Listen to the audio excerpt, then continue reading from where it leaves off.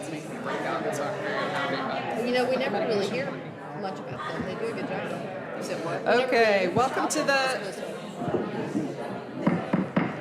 Everyone's very excited tonight. It's always good to start these meetings with a lot of energy because they last for hours and hours. So welcome everyone to the City Council meeting. If you could just take a moment to silence your cell phones.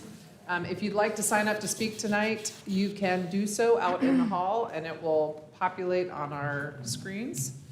And if you could, please stand for the Pledge of Allegiance. You're my team. Yeah, good job. You should have that next time. Pledge allegiance To the flag of the United States of America and to the republic for which it stands, one nation, under God, indivisible, with liberty and justice for all.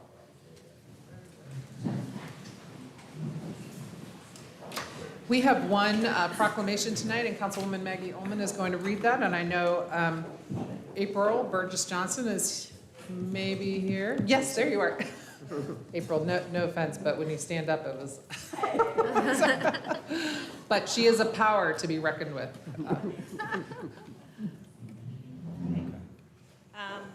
This is a proclamation, and whereas domestic violence encompassing physical, mental, sexual, emotional, and financial abuse is a means of intimidation and violence used to influence, violate, and control intimate partners.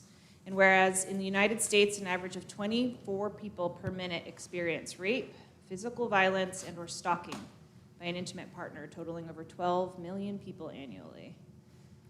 And whereas domestic violence is a serious public health issue resulting in billions of dollars spent annually on medical, mental health, and lost work productivity costs, and whereas domestic violence affects individuals across all demographics and is perpetuated by societal indifference. And whereas in American society, individuals with marginalized identities face increased vulnerability of domestic violence due to intersecting factors like race, ethnicity, gender identity, sexual orientation, age, ability, religion, spirituality, citizenship status, socioeconomic status, and spoken language would make it easier for abusers to exert, isolate, and control. And whereas children exposed to domestic violence are more likely to struggle in school, perpetuate and be victims of violence, and experience long-term mental health and physical health challenges. And whereas survivors should have help finding compassionate support, and abusers should be held accountable for their violent behavior. And whereas there is hope, partners at the Buncombe County Family Justice Center offer a safe, centralized location for survivors of domestic violence to receive forensic medical exams, assistance creating safety plans, case management counseling, and legal support. And whereas our prevention efforts target the root causes of domestic violence by addressing the systems that perpetuate it, the community attitudes that foster it, and the individual patterns of belief, thought, and behavior that sustain it. And whereas survivors of abuse have been at the forefront of efforts to bring peace and equality to the home. And whereas Domestic Violence Awareness Month is an opportunity to stand with survivors, celebrate the progress we have made in combating these crimes, and recommit ourselves to preventing domestic violence in our community by working together to build safer communities for all. Now, therefore, I, Maggie Ullman of Asheville City Council, do proclaim October 2024 as Domestic Violence Awareness Month. Yeah, absolutely. You want to say a couple words? You can use that mic if you want, and I'll leave that with you. I know you all have a full agenda, so I won't keep you long, but I wanted to thank the city for some specific things. Thank you specifically for recognizing Domestic Violence Awareness Month, for your commitment to addressing this issue that impacts so many of our neighbors, for your commitment to helping Helpmate ensure that there's adequate, safe shelter for people to flee to when they need to escape violent homes. Thank you for the commitment of the Asheville City Police Department for implementing the lethality assessment protocol where law enforcement officers can connect victims with Helpmate's hotline right from the crime scene. And thank you for the support of Asheville City Schools and allowing us to provide domestic violence prevention education to every ninth grader in this city. Those commitments are powerful, they change and they save lives, and I'm deeply grateful. Thank you. Thank you for your service.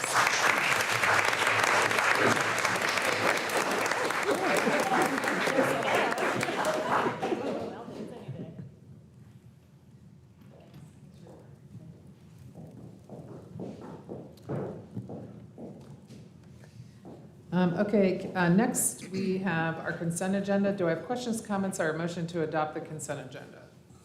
So moved. Second. All right, we have a motion and a second. We don't have anyone signed up to speak under the consent agenda. All those in favor, please say aye. Aye. Any opposed?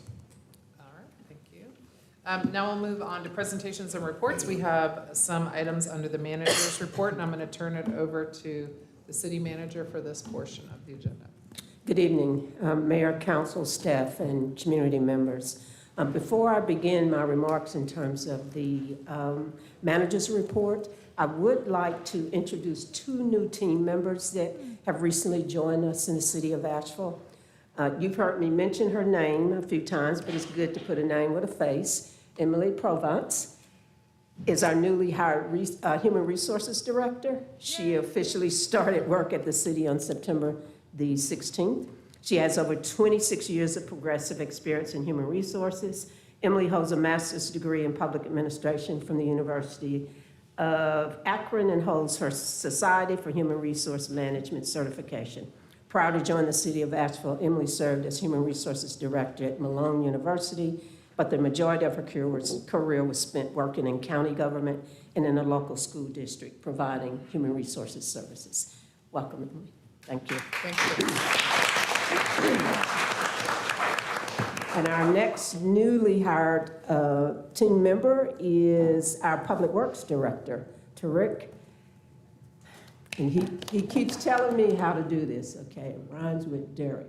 Tarek Alzabet also started on September the 16th. Tarek is an accomplished executive with extensive leadership and experience overseeing complex infrastructure construction projects and services. Prior to joining Asheville, he served as the general manager and CEO of the Halifax Water Utility Department. Tarek holds a PhD in environmental services. Let's welcome them both to our team. Thank you. Now to the manager's report. The manager's report gives us kind of an opportunity to update you all on initiatives that we have underway in the community that we hope has a positive impact on the quality of life of people in our city. But it also gives us an opportunity to show you how deep our bench is. That is, gives opportunity for staff who don't normally give presentations at city council meetings to actually come and give a presentation to city council. So for the manager's report this evening, we have 3 items that we want to provide an update to you on. If you can go to the next slide, please. That's okay. Our AVL Community Engagement Academy update will be given by Christina Israel, our Community and Public Engagement Manager. I hope you will be super impressed with this innovative effort, and I believe we have a few of our graduates here as well. It seeks to establish what we're calling community connectors to help the city reach groups and people in the community, enhance outreach and engagement efforts. Our next item will be presented by Beth Beckel, who is our business manager with the Asheville Fire Department. She's going to give us an update on the community responder team. And this particular presentation was also given at the Environment and Safety Committee meeting, but we thought that this initiative was so important that we needed to provide a full council in the community an update in terms of a name change. And then lastly, City of Asheville Career Fair Block Party. And this is going to be presented by Ronnie Copeland, who is our Human Resources Career Development and Outreach Consultant. And I'm really excited about this effort, which is kind of a new twist or spin on our conventional job fairs. But this is going to be much more than a job fair to help us recruit talent to our organization. And you will hear about a block party we are planning. So I'm now going to turn it over to Christina Israel to talk about our first item, the Community Engagement Academy.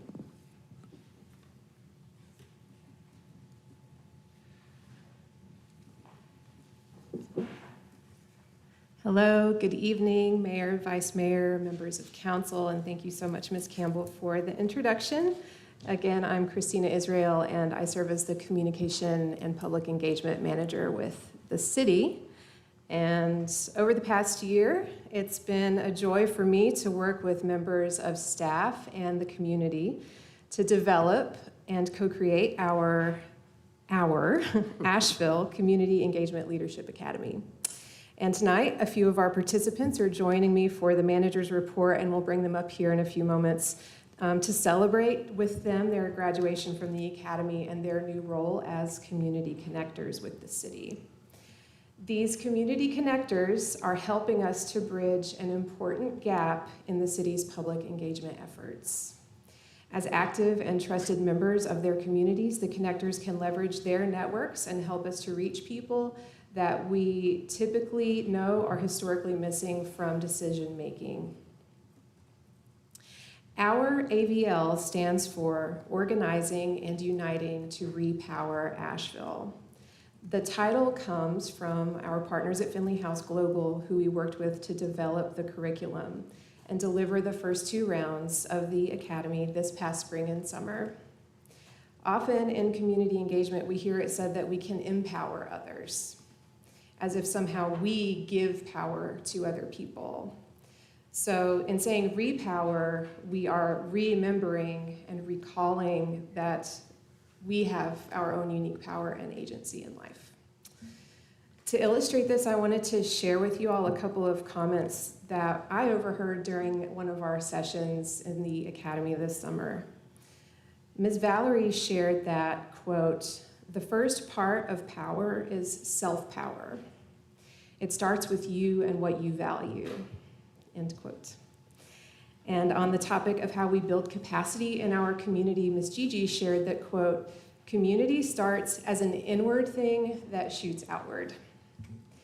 So before we wrap up, I want to read aloud the names of all 18 of our academy graduates and call up the few who have come to celebrate with us tonight.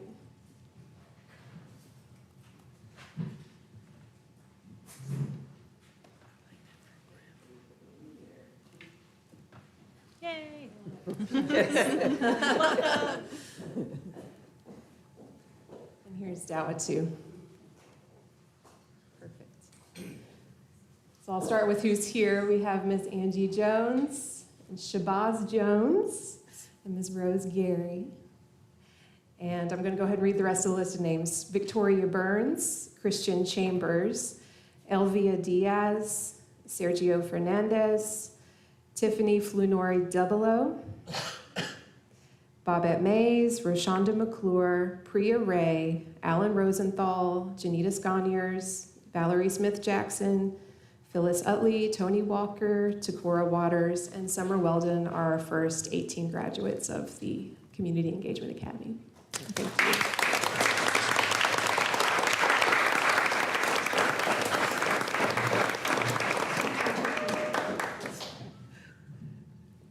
That's all I have. I'm happy to take any questions, And but thank you all very much. congratulations. Appreciate you. We're going to be dependent on you all. Yep. Okay. Good deal.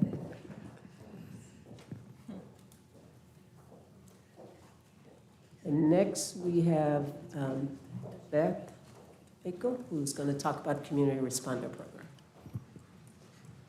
Good evening, Council. Beth Beagle, Business Manager for the Asheville Fire Department, and I just want to give you a brief update on our Community Responder team. So as always, we start with key takeaways for the presentation. The Community Responder Pilot Program became permanent as of July 1. The program was developed to proactively support individuals in crisis by connecting them to resources and respond to business concerns. Staff has completed an assessment of the pilot program to solidify the scope and the objectives of the team. And as a part of that assessment, staff is recommending to rename the program to AFD REST, which stands for the Asheville Fire Department Resource and Engagement Support Team. And we'll dig a look into more of that in a few minutes. So a short background of the team. With the passing of the FY25 budget, the community responder program went from pilot to becoming permanent. The team now consists of 8 positions, which is 5 certified firefighters and 3 civilians. Of those civilians, we have a supervisor that has been hired. She's been with us for a couple of months, Hillary Jones. And we have 2 peer sports specialist positions that we will be hiring in the coming weeks. So that is 8 full-time permanent employees for this team. Each day they are out there working from 9 a.m. to 9 p.m. There is a single team out there working throughout the city limits to respond to needs. The team proactively engages with those in crisis, supports relevant calls for service when available, and responds to reports of encampments. So as we are transitioning from the pilot program to the permanent program, we've identified some challenges with the team. That first challenge that I'd like to talk about is defining the scope. So we were working through the pilot on what specifically should the team focus on, working on supplementing the partners and programs that are already in the communicating while not duplicating. And then, as with any pilot program, lack of specific historical data for the decision making. So our opportunities to address that challenge specifically, we want to assess the pilot program to define a clear scope and the team including objectives. We want to strengthen relationships with our partners to help overall missions from all organizations, and we are working to refine data collection to link this team to outcomes. Challenge number 2, as we are very aware in the community, there's the community paramedic team and the community responder team. With those 2 names being so similar, there has been some confusion internally and externally of what the scopes are. While the 2 teams do support a similar population, they vary in scope and objective. So our opportunity there to address that challenge, we want to rename the program to better define the team and alleviate some of that confusion. Okay, so our opportunity to really define our objectives. After doing the analysis of the pilot program, we came up with these 3 objectives for year 1. Number 1 is to enhance public safety for all. So what does that look like? Supporting gaps in services.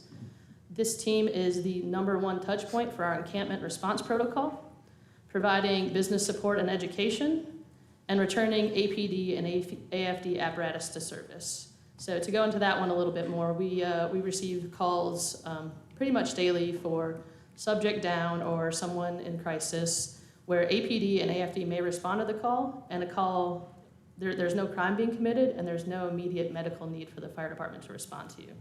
The great thing about the community responder team is they have more flexibility to spend time with that individual. They can do a basic needs assessment, they can spend hours with them if they need to, or provide follow-up. Whereas we want our police and fire service to get back in service into their district to provide that service to the community.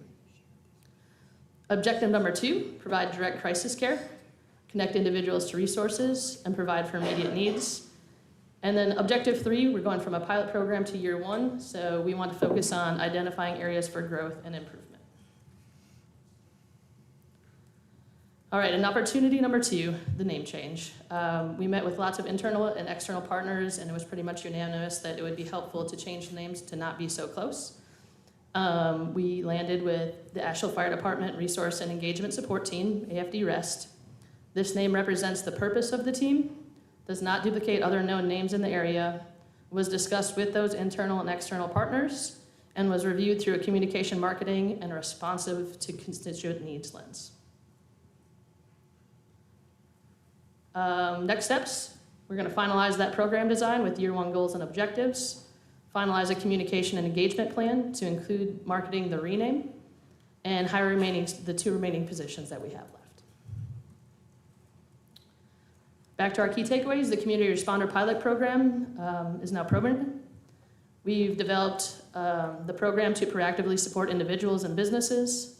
Staff has completed an assessment of the pilot program, and we believe it is in our best interest to rename the program. Any questions? Actually, I just have a follow-up from the agenda briefing. Thank you so much. I think this is an opportunity not just for us, but for our community to understand more about what our community responders do. I appreciate learning more from our agenda briefing, because one of my major concerns with asking about the agenda briefing was not wanting to confuse our community, and I hear that's exactly the purpose of today. Community responders are a new public service to Asheville, but also across the country. as cities are working to send the right person with the right tools and training during times of crisis. But I also wanted to take a moment to elevate my deep appreciation for our community responders being now the primary resource for our unhoused neighbors in encampments.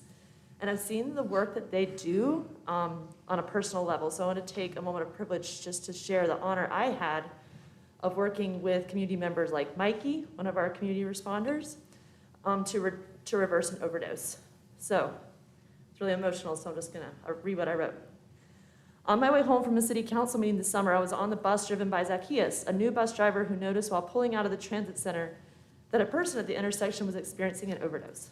He took the initiative to ask if anyone on the bus had Narcan. I did, so I got off the bus to help with the overdose reversal. Confirming that people at the intersection had called 911, I found the person not breathing and very purple. While we waited for an emergency response, I joined in relief efforts with a couple other neighbors until Mikey and fellow firefighter and community responders arrived and took over. We got to see the person recover and even talking with the firefighters. I know our community responders step into situations like this regularly, delivering community safety and literally saving the day. We have our county manager here in the audience, so I wanted to extend thanks to you and your staff as well. The Narcan spray I administered, it looks just like this. It was very easy. I got it at the overdose reversal training with Buncombe Health and Human Services staff who host drop-in training on the first Friday of every month. So please extend my appreciation with Mitchell and your team hosting training at Health and Human Services.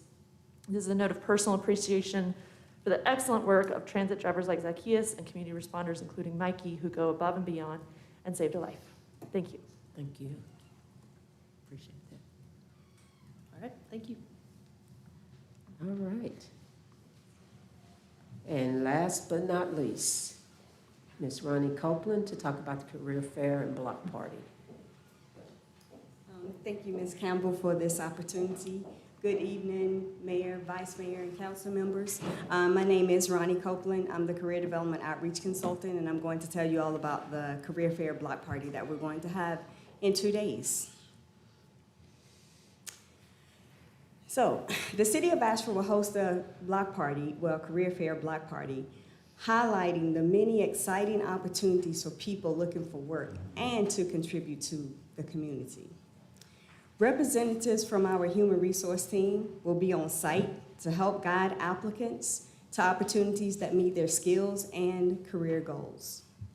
This is a collaborative effort between the city of Asheville, Asheville City Schools, Buncombe County Schools, the Chamber of Commerce, Inclusive Hiring Partners, the Justice Resource Center, Goodwill, and the Asheville Housing Authority.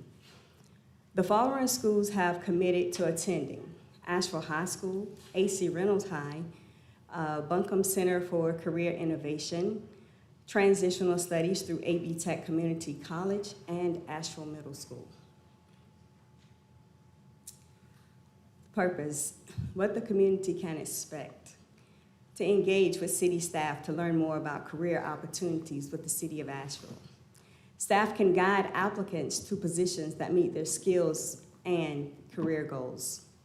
Get tips and feedback to polish your resume. Enjoy music, good food, and fun activities. This event is a family-friendly event. My presentation is short, but it's exciting. So therefore, if you all have any questions, please feel free to ask me, and I'll be happy to answer those questions. Oh, thank you. Got a few Here's more. the last slide. Oh, and most important, I just want to say this. It is on the last slide, but the date is September the 26th from 11 a.m. until 4 p.m. Originally, we was going to have this at the Martin Luther King Park, but because of the weather report, we're now going to have it at Harris on the exhibit level. Thank you. Thank you. These hurricanes are not working Yeah, with they're us. not looking good. So, thank you all for your patience and your attention, and Welcome. I will turn it back over to you, Mayor. Okay, thank you very much. Council, we have a few public hearings tonight. The first is a public hearing to permanently close approximately 140 feet of Sawyer Street, an open right-of-way connecting to Cox Avenue between the parcels addressed at 50 and 52 Cox Avenue And Chris, do you say your last name Carnes? Cairns. Cairns is debuting tonight at City Council, so welcome. And of course, this is connected to the Buncombe County Affordable Housing Project, and we have some esteemed members of the Buncombe County Commission as well as the county manager here with us. So we can grill if we have any questions, right? All right, take it away. Thank you, Mayor, Vice Mayor, and council members. As Mayor said, I'm here to talk about the right-of-way closure proposed for part of Sawyer Street, which is a city-maintained street.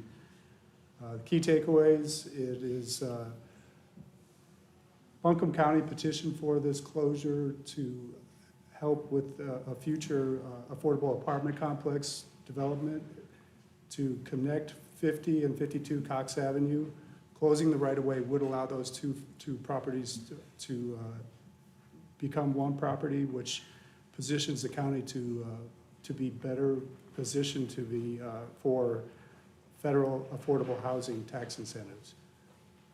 As part of this, the city's requested a public access easement for bicycle, pedestrian, and utilities and stormwater infrastructure as well. And the development I mentioned, it is 200 units. The Buncombe County Commissioners approved this at the Board of County Commissioners meeting in April. And units would be designated for 80% area median income. The 140 feet of right-of-way, which I'll show in a map in a second, would be divided between 50 and 52 Cox Avenue. And the street is currently open and will remain open until such time that the development moves forward. So as I mentioned, the short section is proposed to let the properties join to be one affordable apartment complex. The recording of this closure would only occur once the conditional zoning is approved for the county's affordable apartment complex. As I mentioned, the Department of the City Transportation Department requested easements, but also included in that are utilities and stormwater in perpetuity. And here's the map I was mentioning. It starts at Cox Avenue and goes 140 feet east, and north and south are the 50 and 52 Cox Avenue. Closer view of a concept where the pedestrian and bicycle access would be is basically between two buildings and connecting the two buildings. What the concept is that I think it's an overhead connection between the buildings. And here's a closer look. As I mentioned, Sawyer Street will still remain open. It connects to Ravenscroft still, and which also connects to Church Street. And the connectivity could be retained to Aston Street via that north-south. It's a 15 feet wide service alley at this time. And here's a couple of views. This one's looking east from Cox toward the two orange lines are the 140 feet, and then looking in the opposite direction, the same 140 feet. This closure was presented to both the Technical Review Committee and the Multimodal Transportation Commission, and both of them recommended approval for the closure.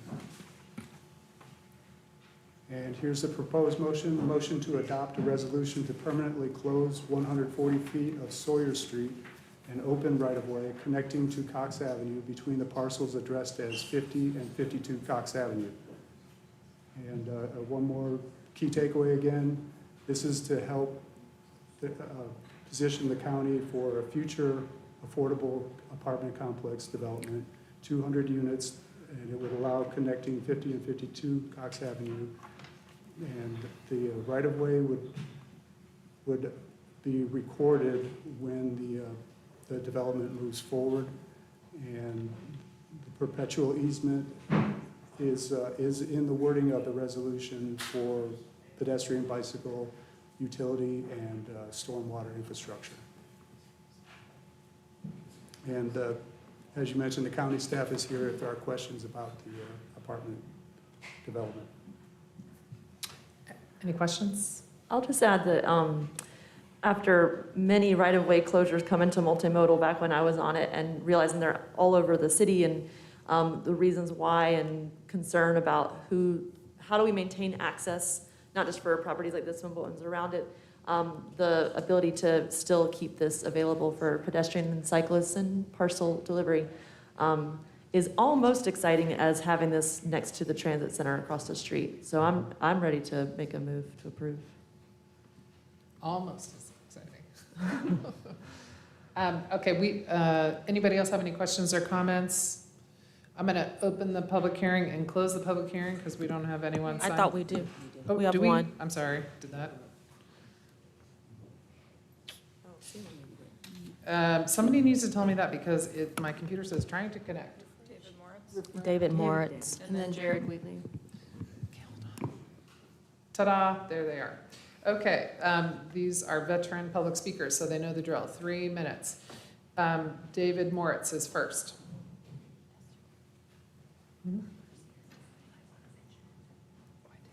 Well, okay, I did. But I'll do it again. Good evening, City Council, Mayor, thank you. I just wanted to bring up the point that you may know that I have approval on a project next door to this project from the county. And our entrance is actually right at the corner of Sawyer Street, next to that alley. So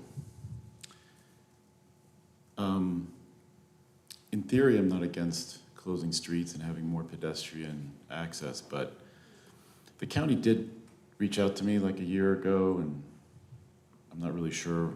It was just asking about generally the development, and I had reached out to them before about combining our lots and putting a grocery store there, and that didn't move forward. But I haven't been provided any impact of what that's going to do for the entrance of my project that's already been entitled with the entrance, which is right there at the corner.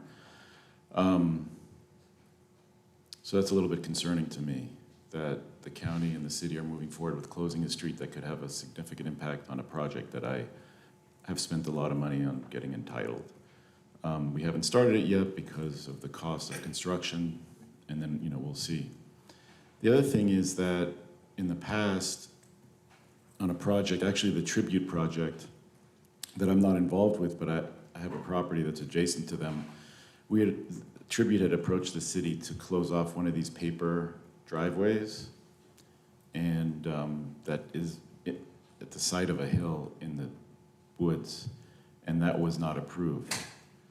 And so I think if the city is going to close an active street on behalf of the county, then I think that I don't think it should be, affordable housing is very important, but I don't think the county should get preference over private citizens, especially there are many dead driveways that the city has that could impact other properties. So I think that should be taken into consideration as a precedent for this property.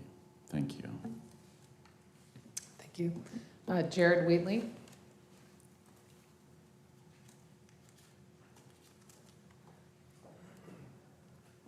Evening, Mayor, Council.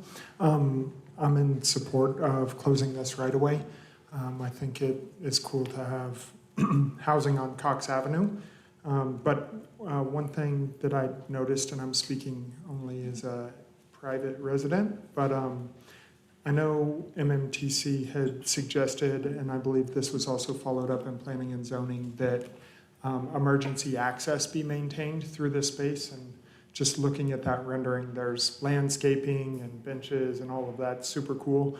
But I also am right on Aston Street, and I know that that road is used for emergency vehicle services, and I think that could be important for the community to recognize. And then also following up on Mr. Moritz's comment that paper right-of-ways, we have a tremendous number of them in this city. I don't think we know how many of them there are necessarily, but I know, for instance, there's a green wall on Biltmore Avenue where it's not an activated corridor because there's a green plywood wall that I think is owned by McKibben or a holding company.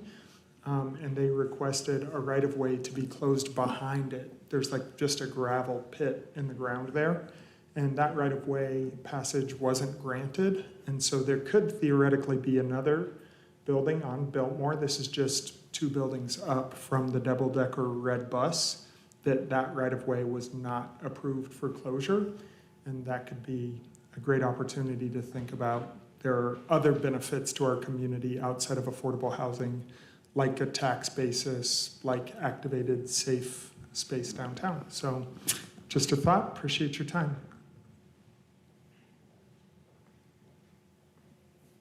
All right, council, now I'm going to close the public hearing. Do we have an answer from staff about Yeah, I have a couple questions for a emergency motion. response? Do we know, is anybody here able to answer the question of the entitled project referenced in the public comment and whether or not it closes their only ingress? Come on to the microphone, please. And then do you happen to remember also if that project was designed without parking spaces? I can't remember. So, Chris Collins, Planning and Urban Design. This was not my project, but I have pulled the plans up, and I will try and answer a few questions on the fly for you. Thank you. So this is a micro housing project that was a level 2 review downtown, so it did not come to city council for review. It was reviewed ministerially, and does appear to take some access off of Sawyer Street, but not from the portion that is seeking to be closed tonight. So they still have an access point on another, okay. Yes, that's what I'm seeing from the plans here. And I believe the other question was related to parking. Do they have a parking deck in that structure? Let me see give me 1 second, I can answer that question for you. I know one of them didn't include any parking, but it might have been the one on Hilliard.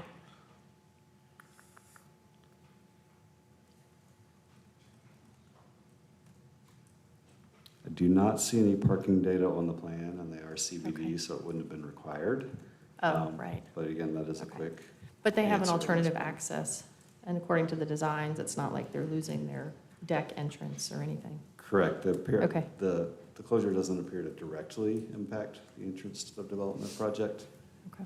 but would restrict some access back over to, I guess that would be Cox Avenue over there. Okay.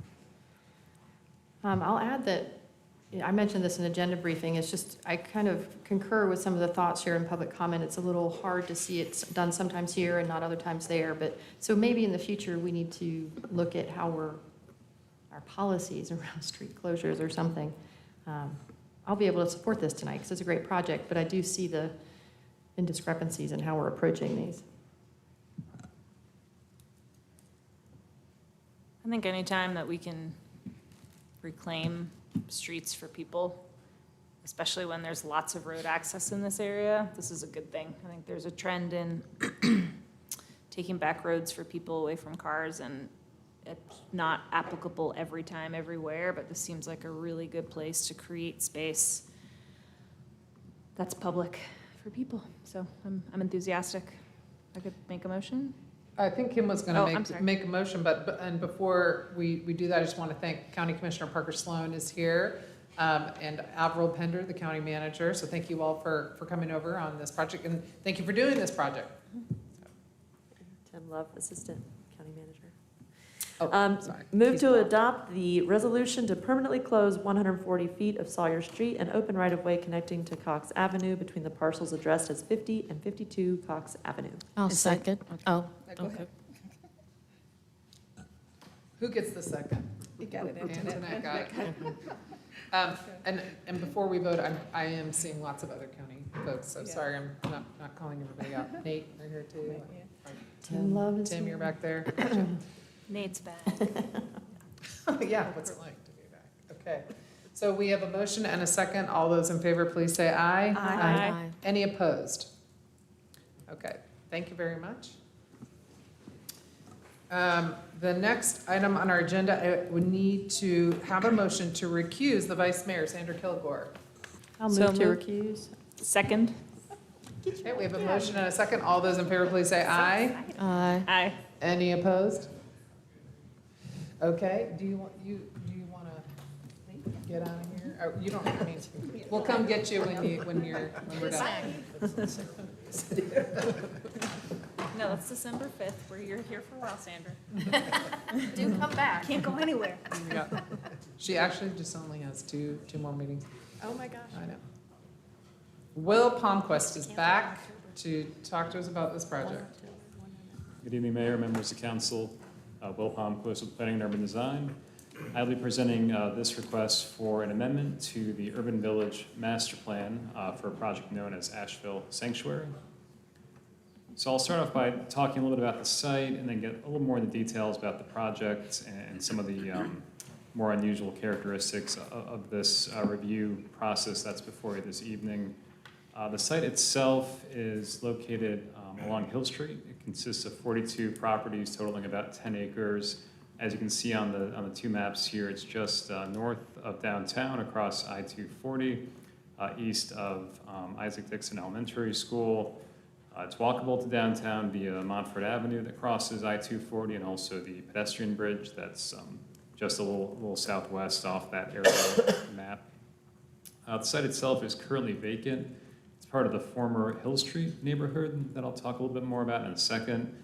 Hill Street is served by the Route N3, and in that kind of wooded area that goes through the northern half or portion of the property is a stream as well.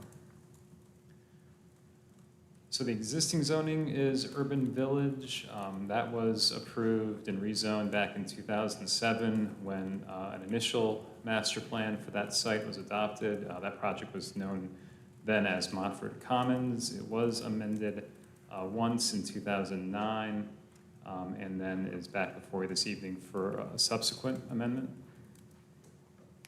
The future land use of the site is a combination of employment anchor institution and traditional neighborhood. I'll talk a little bit more about those. No change is proposed in those future land use designations. So a little bit of history about this, this former neighborhood and the context of the current site. This is a 1917 Sanborn map showing the former structures that were located in this area. You can see Hill Street here, Haywood Street down here, and then where I-240 is now located. The project site just to the north of Hill Street.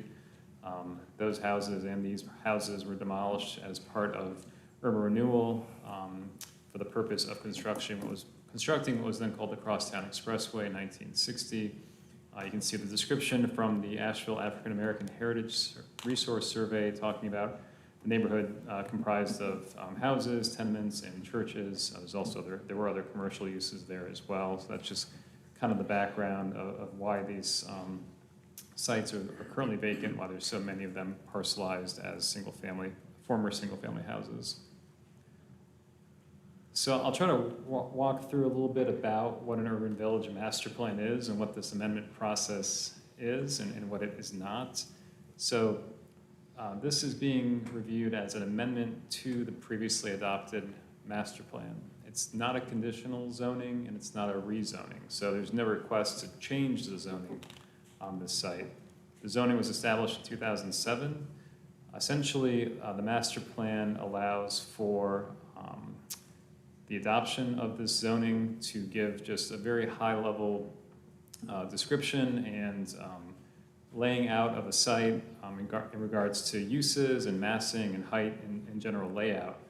Once that is approved, the project will come back for staff-level ministerial review and would not have to go to City Council for any subsequent reviews as long as the project met all the requirements of that urban village zoning district.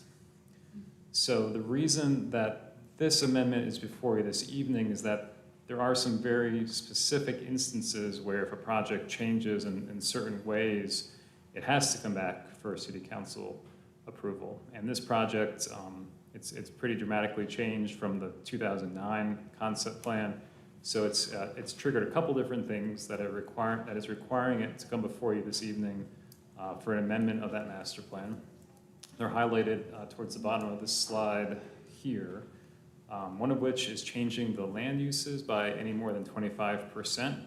So while the residential is only increasing by 22%, commercial and office are decreasing pretty substantially. The other change is an increase in the maximum building height proposed from the previous 4 stories to 6 stories on 3 of the 4 buildings. So that's the reason it's before you this evening. So the project is not a rezoning or conditional zoning. There's no project conditions associated with it. It's just seeking to adopt a new master plan for the site that's already zoned urban village. So this is the master plan being proposed by the applicant. You can see the total amount of uses is relatively substantial across 5 buildings in total, 337 residential units, 20,000 square feet of commercial, and 859 parking spaces. Essentially, the buildings in the front portion of the site, along Hill Street, down by the bottom of the screen, and Gudger Street's on the right. This is the stream that runs through the site that I mentioned earlier. The buildings in the front part of the site are all proposed to be about 6 stories in height. They have between 1 and 2 levels of below-grade parking. The parking is kind of below the buildings and also below these open spaces, courtyard, pool amenity areas as well. Buildings also have commercial uses associated with them. There are 2 smaller buildings located at the rear of the site across the creek, accessed off of Gudger Street. Those are called the creek buildings appropriately, 18 stories total, 1 story with 1 level of below ground parking on each. Access to the overall, the larger portion of the site is mainly off of Hill Street. So there's Michael Street proposed here to be relocated from its current location a little bit further east where it sits today. New Barfield Avenue is more of a service alley type road that connects to the rear, the side of the site, and off of Gudger Street, you have a connection to the parking deck for the east building here, as well as the creek buildings. So as far as the review process goes, the technical review committee approved the project with conditions on July 1st, and the Planning and Zoning Commission recommended approval at their meeting on September 4th. Staff finds that the project is consistent with the existing future land use map. So the employment anchor institution that is encompassing the majority of the site talks about mixed uses and multifamily housing, better integrated institutions with the surrounding community, and then the traditional neighborhood, which is mainly encompasses the northern portion of the site, talks about the mix of neighborhood center, a mix of residential, small-scale commercial and office uses nearby neighborhood centers. The project is consistent or supports a number of goals in the city's comprehensive plan, including to encourage responsible growth by providing infill development in targeted growth areas, increasing mixed-use development along transit corridors by encouraging large-scale land assemblage and integrating these developments with the surrounding area, including the creation of walkable urban street grid patterns, and increasing and diversifying the housing supply by increasing the rental housing supply. Therefore, staff concurs with the Planning and Zoning Commission and recommends approval of the proposed, should say, Urban Village Master Plan amendment. And I'm glad to answer any questions you might have. Any questions? I know this isn't a conditional zoning project, but is there any reason to think there'd be barriers to a future renewable energy option for this development? I'm not aware of any. Any other questions? We do have some people signed up for public comment. I'll go ahead and just share. It's not really a question, but I've been paying really close attention to this one because my great-grandfather's home still stands right there on Bay Street, and I was just over there yesterday checking some things out over there. And the developer, from my understanding, has spent quite a bit of time talking to representatives from the Stumptown neighborhood about potentially, and Derek, you can correct me, but the idea of a potential museum of sorts or markers around there. So I'm particularly grateful and thankful for that, because this is an instance where the community has been involved in the visioning process very early on. So I appreciate that. It's, I guess, a legacy Stumptown resident, even though I never lived in Stumptown. That's good to hear. This property's had a long I think this is the first project that's come back to tweak that predates any of us on council. Because this originally was approved in 2007. Thank you. And then, of course, what happened next was the Great Recession, and actually some of the original people involved in this helped ultimately bring down the Bank of Asheville. So here we are, many years later. And then in the interim, Duke Energy bought it and thought maybe they'd put a substation on it, which of course was received by Isaac Dixon not well. And 600 people in a gym and in a hearing about whether or not we'd put a substation next to Isaac Dixon was not a pleasant experience. So I'm pleased to see that there is no one here from Isaac Dixon that I'm aware of, maybe there is, but opposing this project. So that's quite a change for me sitting in my seat and the long road it's been to get to this point. I have a question for staff or the applicant. Since there is such a great reduction and it has to come back to us, are there any other new additions? I saw an increase in housing units. Is there any affordability in the project? There's no affordability confirmed or incorporated into any of the project materials. There's not really a vehicle for capturing that in this type of But it's kind of the only amendment. time we'll see it, right? Like this isn't going to come back to us because of higher unit count or anything. This is in its urban village. That's correct, yeah. So as long as they stayed within any adopted master plan, they would not have to come back to city council, and then all the review would happen at the administrative level based on the urban village zoning, which is pretty detailed. It's kind of like the form-based codes. There's lots of requirements for design-related elements. There's no requirements for affordability. The applicant might be able to speak to that a little bit more, but that has not been part of the discussion so far. Well, and I pulled the urban village district language because I guess I just don't look at it very often. It's not very commonly used. And it doesn't say anything about including affordable units at Right, all. and if you recall, that's one of the reasons why the Emma community came forward in support, I guess, of the Kmart rezoning. Against the Kmart, yeah. Well, no, well, that no, was urban for- centers. That's urban centers. Because It's they something were- totally different. Because there wasn't any means that we could require affordable, and so they were like, don't do this That's because urban this could lean. centers, though. But it's Okay. the same It's the- concept. yeah. Like this doesn't have conditions because Yeah.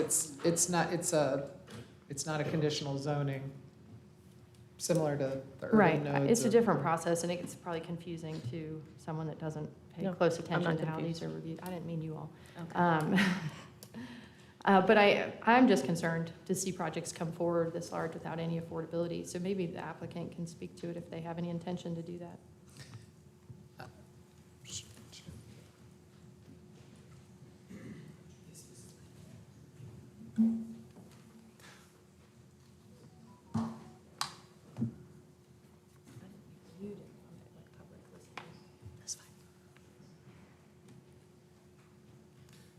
Can I give you this and forecast what Mr. Day is going to tell you about? My name is Derek Allen. I'm the attorney for the development team here. We have a number of the members here this evening, and we've been working on this for a long time. With us tonight is Barbara Salk, who is the principal and kind of the mastermind behind this. She's with Be Smart. She's the developer. I have Jill Lieberman, who's been the head of our community engagement, and that's a piece that we've taken very seriously in this project from the get. I have Chris Day from Civil Design Concepts. He's been our civil engineer. And then Carlton Collins, who's our architect on this project. The mayor forecasted some of the things I was going to go over in terms of where this property came from. Obviously, the Hill Street, Cherry Street, and then close by Stumptown neighborhoods were decimated. And specifically, the Crosstown Expressway took out the heart of Hill Street. That was a very important Black, not just residences, but business center. And we know that, and we recognize that, and we've tried to start out our project that way. And so the first thing that we did in looking at it is that I made a call to Councilmember Mosley and talked about the project in general and who we needed to involve. She told me that I needed to involve the folks from the Historic Stumptown Neighborhood Association and the Community Land Trust. And so we met with Amy Worthen and Rashida Hall. From there, we went to meet with Al Whiteside, who is a former resident of Stumptown, and Amanda Edwards with the County Commissioners. We met with Cece Weston and Deborah Bryant from the Christine Avery Learning Center, and we met with Daphne Jones from Hill Street Baptist Church. We reached out and met with Rouletta Hughes, who's the principal at Isaac Dixon, where my kid goes. He's in third grade there, and my other kid is a graduate. We met with Emma Drake, the PTO president. We met with Kate Scales, the Montford Neighborhood Association, and Dave Nutter with the Greenway Commission. We met with former safety director for the schools, Walter Dove. We met with Kit Kramer and Zach Wallace of the Asheville Chamber of Commerce, and countless neighbors that live around, individual neighbors. In addition, we held a neighborhood meeting, which we aren't required to do as part of this process, but we thought it was very important to engage with those folks. And we sent out 260 invitations, just like we would with the conditional zoning, and had a meeting and answered, followed up all those comments. And just this past week, we continued that conversation with the Stumptown leadership, with Zakiya Bell Rogers and Leonard Jones and Amy Worthen, to talk about how we would put into place the request that they had made at the Planning and Zoning Commission, which consists of a number of things, including this museum that we've talked about. We've talked about a walking museum, a mural, and murals on site, and a public dedication at the beginning of the project. We're doing all those things. I heard about some questions about affordability. We're going to have affordability in this project. That's an important part of it. Everything about this project, and you'll see in the slides, has a high level of intentionality with it. It looks a lot like what you've seen New Belgium do on their site in terms of being part of the community.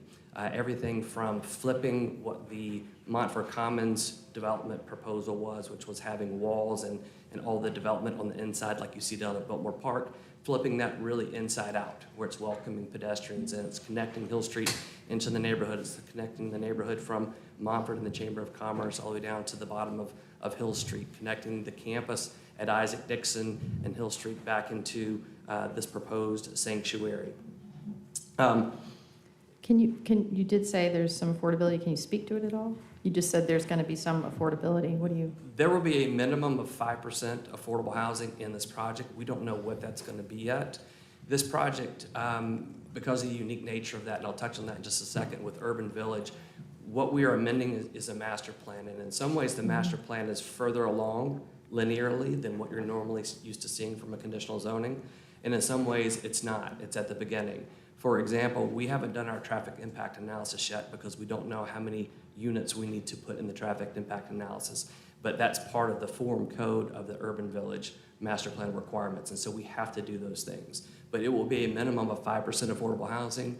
And to hear Barbara talk about it, her vision is to have housing that's set aside for folks that can walk to it. So the first responders that are in our neighborhood, the teachers that are right there beside this proposed project. So that's something that's important for us in the development team. Urban Villages, just to speak to those real quickly, there were only 3 that were ever approved.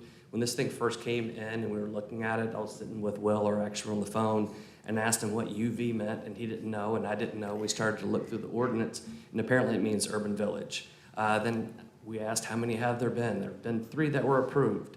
One was where the screen door project was down there on Fairview, close to Biltmore Village, and that was rezoned because it was busted up.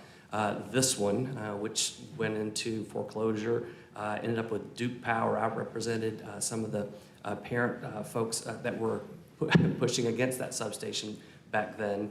And the third one was Biltmore Park. Biltmore Park's the only one that was built. Yeah. So that's kind of the intention there. The idea behind this from an ordinance piece is some of the things we still grapple with today, which is we have a project that's big, it's got a lot of units to it, it's going to take a while to build. How do you build in flexibility and certainty at the same time over a period of years? And so here we are 16, 17 years later on this particular project, looking at different community needs that we had in 2007 and 2008 and 2009, and different community awareness. I don't think that the developers in 2007, 2008, and 2009 were digging into the history of Hill Street neighborhood, digging into the Stumptown neighborhood, and trying to make accommodations and make the appropriate cultural references and identities inside of that. That just wasn't happening then, but it's important to us now, and it's important to this project.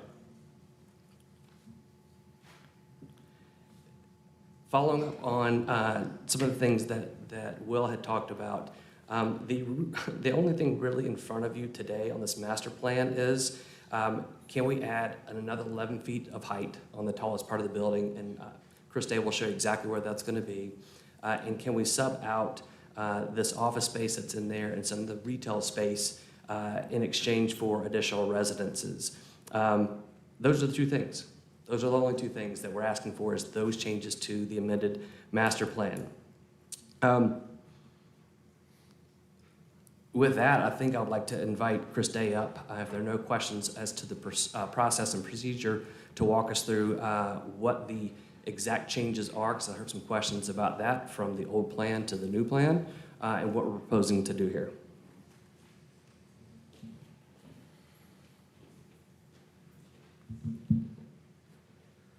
Thank you. Good evening, Mayor, members of council. My name is Chris Day. I'm with Civil Design Concepts here in Asheville.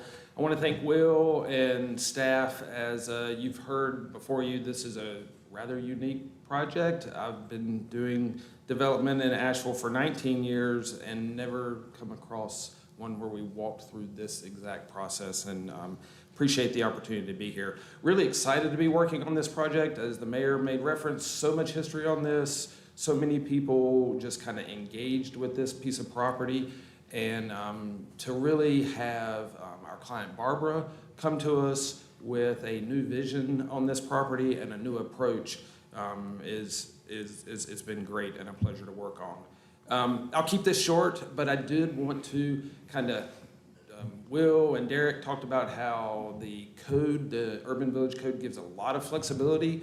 And while we're only here to talk about two little things, but at the same time, the context here is to talk about what's approved right now and what we're proposing. So the plan that you see on the left side, that is the approved Montford Commons master plan.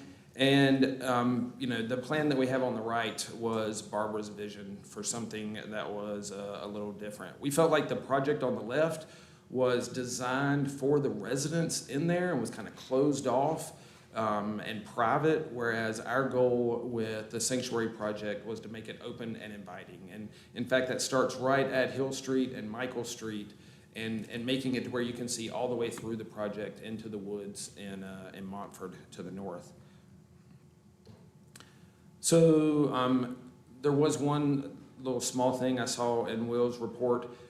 We are actually requesting 377 units. I think it said it said something else, but yeah, we're looking to go from 309 that's existing and take that to 377.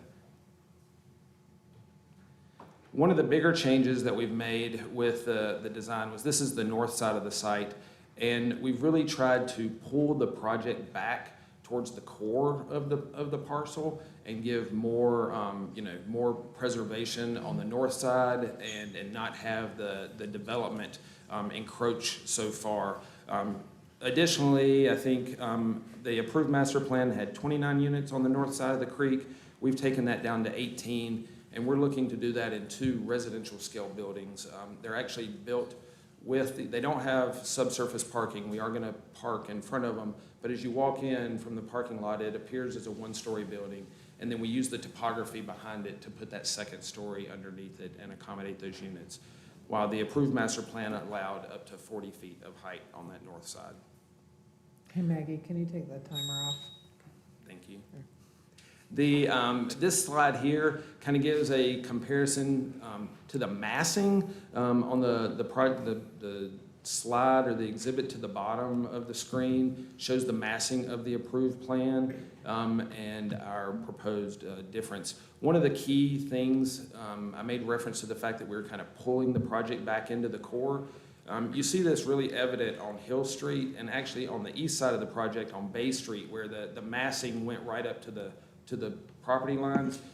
As you see on the slide above it, we kind of stair-stepped from Hill Street and kind of tried to transition in to move the height to the middle of the site and take the public spaces and bring the scale down. We did that similarly on the east side, where we have a lower height parking structure with community open space on top, and then we pulled the taller buildings to the internal portion of the parcel. This is an overlay, so what you see, it's kind of hard, there's a lot of stuff going on here, but this is the proposed sanctuary site plan on the bottom, with the orange being the approved master plan. One of the key things that I'd want to point out here, I can use this. One of the key things is the fact that while the approved plan really went right up to the western property line with Isaac Dixon, we were intentional about pulling the site in. It pulls it in about 30 feet, and what that does is, while there is a required landscape buffer that we're providing along the western front, we were able to save existing mature trees along through there and not disturb that entire area. So this slide kind of shows how we pulled the buildings in. We've gone up a little taller, but we've been able to use that effectively with better preservation on the west side and to the north. So this is really kind of a blow up of the site. Like I said, we're starting at Hill Street and improving, relocating Michael Street to create this inviting entryway in with 15-foot pedestrian sidewalks on both sides of the street. So the pedestrian zone. So that's made up of like flow-through stormwater planters and sidewalks. We're bringing the grade of Michael Street down so that that's an accessible route into the site and into all of the buildings. As you come through the site and you can view through the forest buildings, while on the surface the forest buildings appear as two buildings, there's actually subsurface parking under this green space and plaza here. The project starts out at the Hill Street with a small grocery type retail use is what we vision here. We've also put the only surface parking lot, which is a very small surface parking lot, right beside that so that it makes it convenient for parents coming and going from Isaac Dixon. You can pull in here. You can actually, this drops away in grade and drops underneath the grocery and accesses subsurface parking under this building as well. As you come back to the back of the site, we've actually put this area is kind of our highlight, is what we call the Creekside buildings. This area in between is somewhere where we're putting a public restaurant here that overlooks this green space, connections for trails for the public, connections coming up. We've actually got, we're trying to celebrate stormwater. I'm a stormwater nerd is how I got into this whole business. And so making it very visual, that it doesn't just drop straight down into the grates, that we put flow-through planters. Those planters then have a series of connections, kind of like you see down there at New Belgium along some of the parking areas and those kind of linear bioretention cells. Using those means coming back through the site and then cascading back down to this natural area. That area today is completely overgrown with kudzu and invasives. The stream through there is all eroded away, and we are going in and basically rehabilitating and remediating that stream, remediating the riparian buffers on that stream, and making this kind of the focal point of what's special about the project. Let me go through. So this is kind of just high level, some renderings. This is that surface parking lot. Isaac Dixon's off the screen to our left, where you can pop in here, and then this actually goes up and under. You can also see here from Hill Street where the intentionality of kind of stair-stepping the building. As Derek made reference, the height difference. So the height of the approved master plan it was 60 feet. It had a peak of 60 feet. We're asking to go to 68 feet. Kind of this white surface you see is the 68 foot, and then we're looking to pop that up to 72 feet in these areas to kind of add architectural interest of the building. While you have that slide up, can you fill me in, because I heard that staff wasn't aware of any barriers to renewable in the future. One of the reasons I ask this question every project is folks in the past were putting air conditioning units all over the top and potentially preventing it in the future. So what are all those little squigglies? Air conditioning units? No. So right now, we do anticipate that some of the roof surface will be air conditioning units, and we're intentionally doing that so that it creates more pedestrian spaces around the external sides of the building. At the same time, we're also at the very first stage. This is a master plan, and so we're really kind of going through this process so that we can really dive in deep and figure out what the final specifics look like. So it's not something that, it's something that I'm totally aware that you would ask about. I cannot confirm what we've got room for up there, but I think we've got a decent amount of roof space up there so that we can consider it in the future.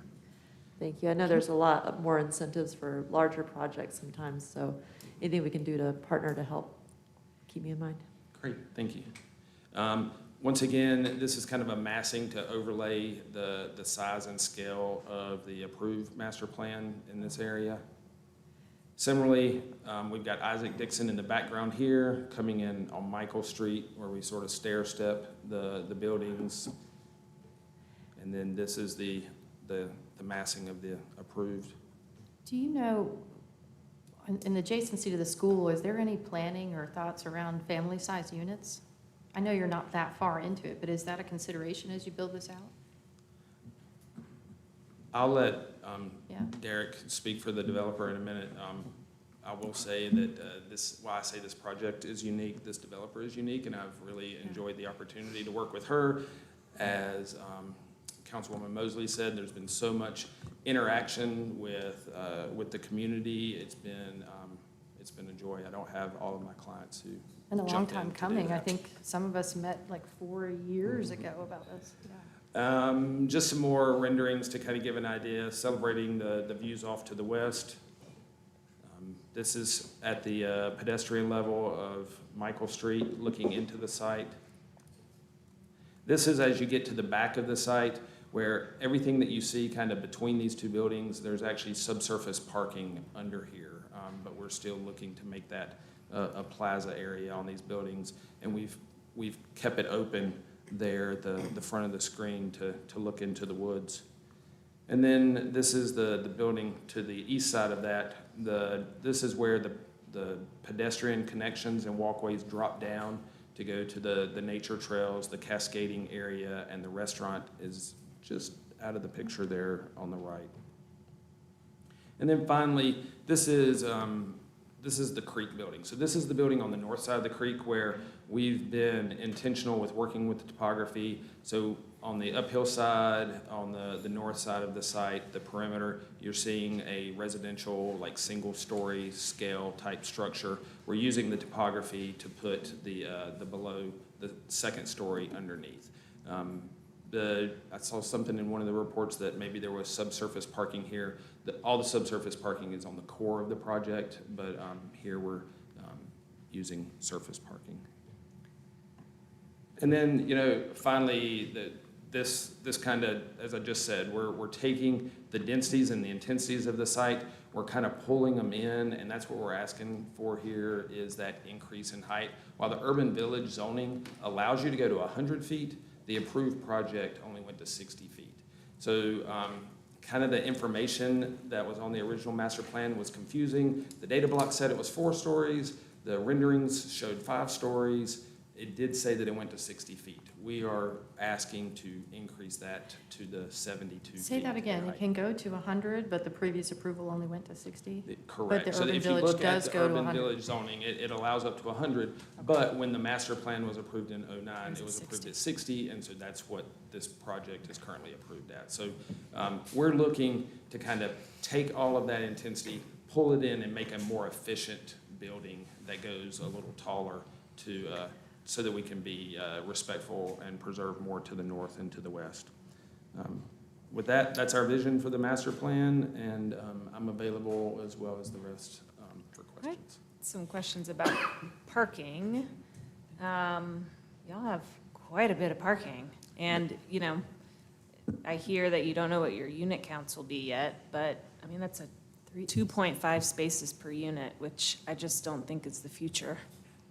I would And it's agree with using a you. lot I of would space. also say that we're at such an early stage as the architects were designing how the interaction and going down, that's the number that they could accommodate in these subsurface garages, so that we're kind of penciling in the most expensive aspect as we're trying to evaluate this thing moving forward. So I don't have any reason to think that we're going to park this more than we need to. Yeah, so walk me through, because, I mean, if it's all subsurface or if it's deck, like, you want to build as little parking as possible. I understand, where I like, was kinda going. my goals for the climate and yours for feasibility and affordability of a project can line up. So just remind me where all the parking is. Yes. So how much of that is going to be subsurface or Correct. deck? So as you come in on Michael Street, you have storefront and pedestrian way. You start with the grocery and come in. There's no access here. There is a pedestrian connection through the building to get to the open space. But if you make the right here, you can drop down and go into what's a parking deck here. So this goes down a little bit, and it ties into the grade at Gudger Street on the backside. So there's an access point into a garage here, and the surface of that. So while it's multi-levels of parking, the top level is intended to be green, open space, recreational space for the residents. Similarly, as you continue through Michael Street, you can actually turn left and come down the block. And on the back side, there's access to go underneath the Forest Building here, and that takes you into an underground parking structure that's basically underneath both those buildings and this plaza. There's also access into the parking structure under this west building that's entirely subsurface, but then also has a connection that comes back out at this surface lot here. So it lives under this building, and kind of a little under and beside this building. Okay. That's a lot of parking underground. That's very expensive. That's very Yes. expensive. There was some above ground, right? I saw on a rendering. There's on-street parking as well, and that on-street parking does a few things. It's really a small token. It's in the urban village zoning as a requirement, but we actually kind of like it because it acts as traffic calming to just sort of keep people, not that these streets are very long, but to keep people from flying through there. This small surface lot here that you saw in some of those renderings is intended to be convenient for the community coming to and from Isaac Dixon. Because of the way the grade actually climbs up Hill Street and the parking goes down, while it's really convenient, you're not looking at it from the public right of way. It's dropping down. There's like a screening wall and landscaping here while it kind of tucks under.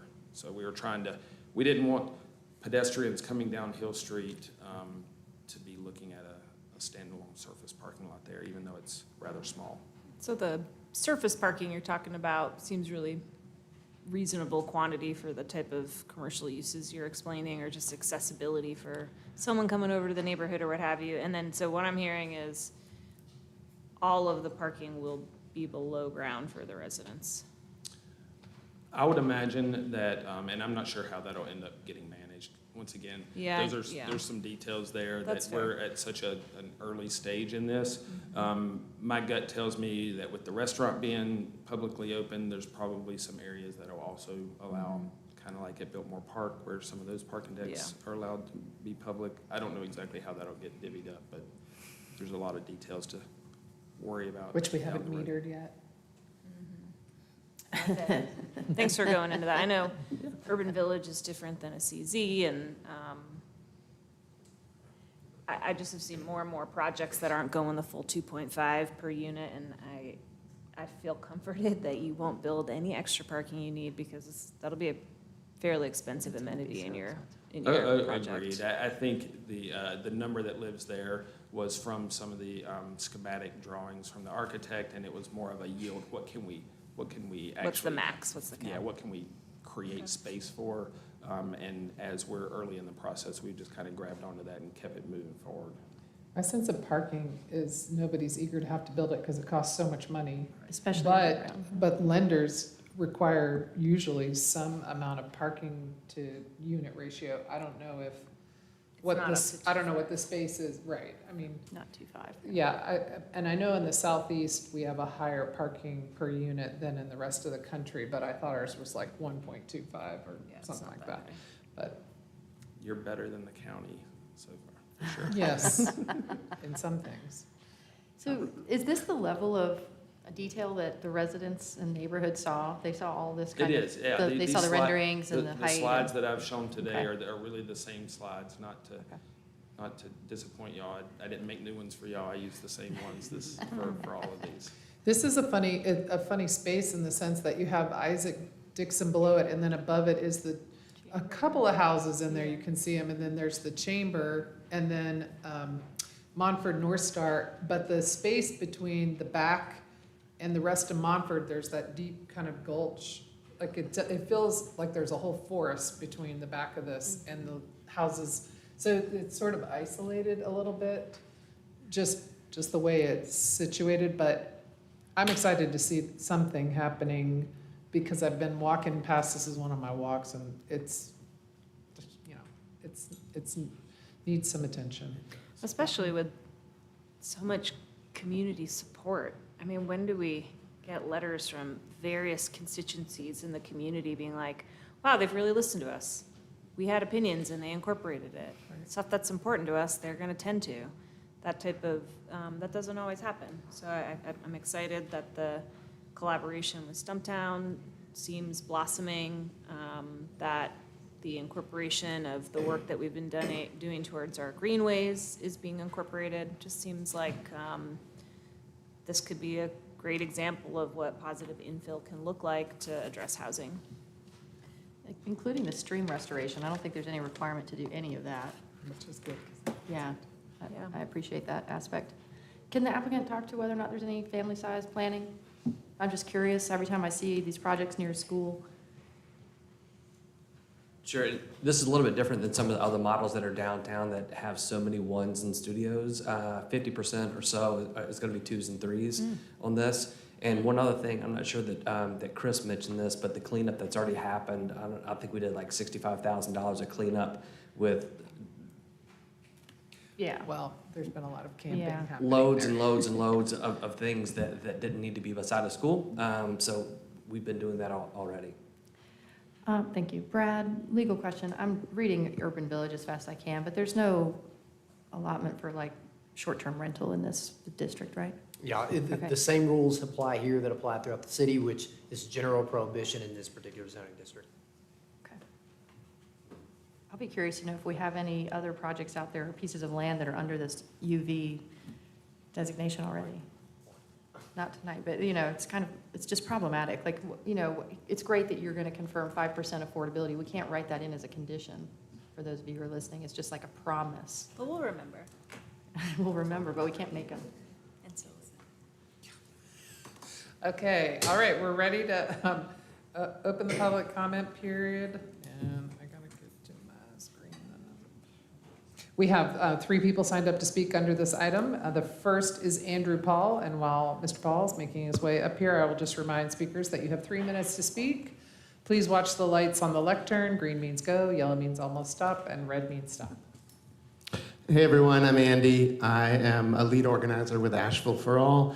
I'm just here to say this project looks really cool to me. It looks like a great place to put housing and some commercial as well.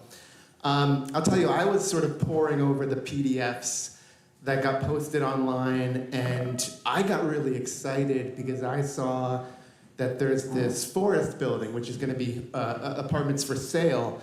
And it sounds like these details might all change, which is kind of disappointing, but it listed 43 bedroom homes for sale.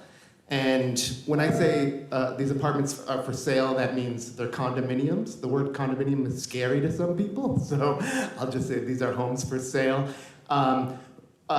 My family would love a 3-bedroom flat in a walkable neighborhood.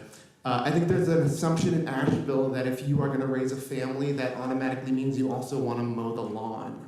And just sort of take up a certain amount of space. And I'm sure there are more families like me who would be happy not to mow the lawn anymore, that would be happy to share amenities with other people and take up less space. So I hope those 3-bedroom flats are still going to be there. I'd love to see more homes for sale like that throughout West Asheville and North Asheville and Montford. I'll also, just to speak to a comment earlier, Derek mentioned that these are homes for teachers. I'm a teacher. I teach American history to high school and college students, and I would love to live in this place. Thanks. Thank you. Robert Robinson is back. He's back. Should we film him? Someone probably is.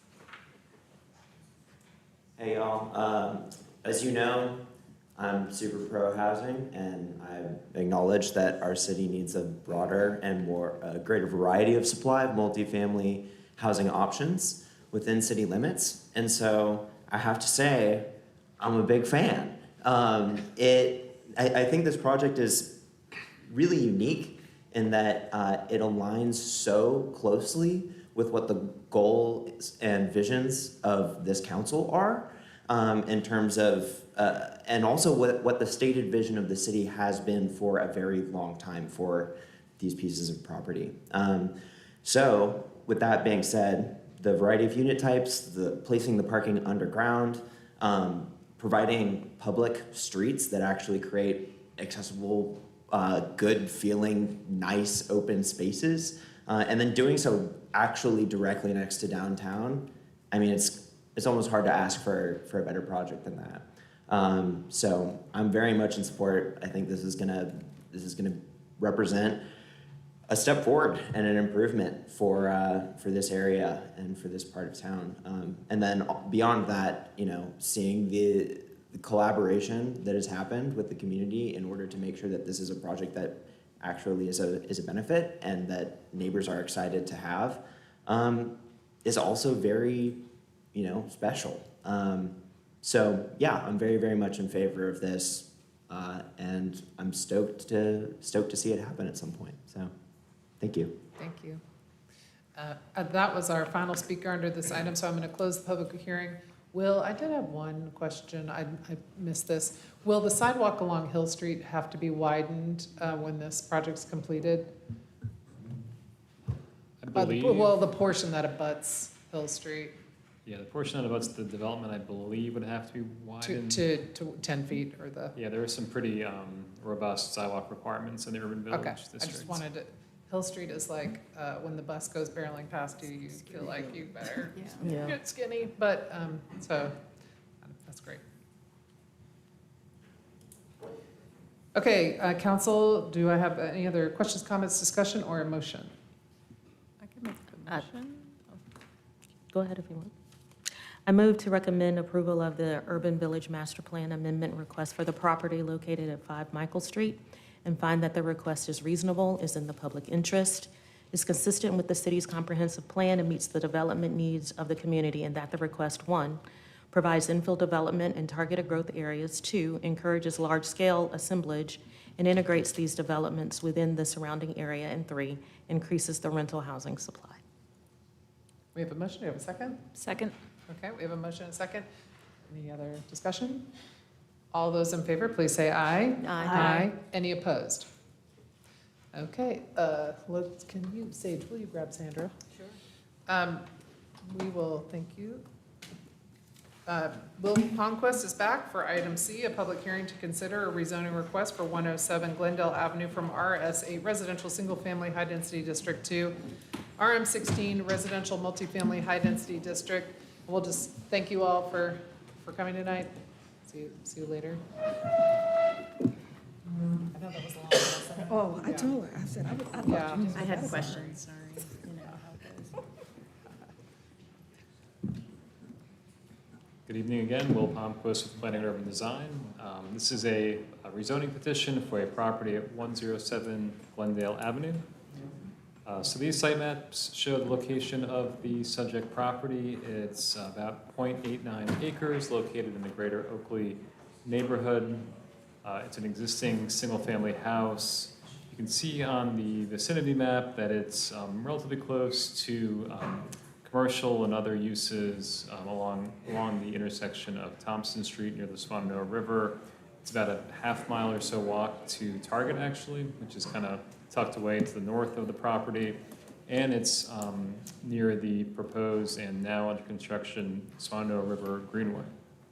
As you can see on the aerial, the CSX Railroad abuts the property to the rear. So the existing zoning today is RS8, residential single-family high density. The applicant is requesting a change to the underlying zoning district to residential multifamily high density RM16, which abuts the property to the west. The future land use designation is traditional neighborhood. No change in that would be required. This rezoning was reviewed by the Planning and Zoning Commission at its September 4th meeting, where they recommended approval. So this chart just looks to lay out the differences between the RS8 existing zoning and the RM16 proposed zoning. You can see highlighted the major differences between the two districts is that the RM16 that's proposed would allow for duplexes and multifamily developments. So staff has identified a couple of pros of this rezoning. It does, as you can imagine, allow for the development of potentially more residential units in a greater variety of housing types as compared to the existing zoning district. And it would also not necessarily cause the existing single-family house to be non-conforming in any way, since that is a use allowed in both the existing and proposed zoning. So the purpose of the RM16 district is stated here, but you can see that it is to allow for a range of high-density multifamily houses along with other uses as well, located near employment centers, shopping facilities, roads, other infrastructure, etc. The proposed rezoning is compatible with the surrounding land uses, including the RM16 zone property to the west of the subject property, RS8 property to the east of the subject property, and then the other commercial uses located mainly to the north and the west of the site, which are zoned commercial industrial. The rezoning is consistent with the future land use map of traditional neighborhood, which is a variety of housing types and mixes and different types of buildings such as single-family, duplexes, townhomes, multifamily, etc. The proposed rezoning supports a number of goals in the city's comprehensive plan, including to encourage responsible growth by prioritizing greater densities of development overall throughout the city as appropriate, and to increase and diversify the housing supply by promoting zoning policies to encourage more housing by expanding areas permitting higher density development. Staff concurs with the Planning and Zoning Commission and recommends approval of the proposed rezoning. I'm glad to answer any questions you may have.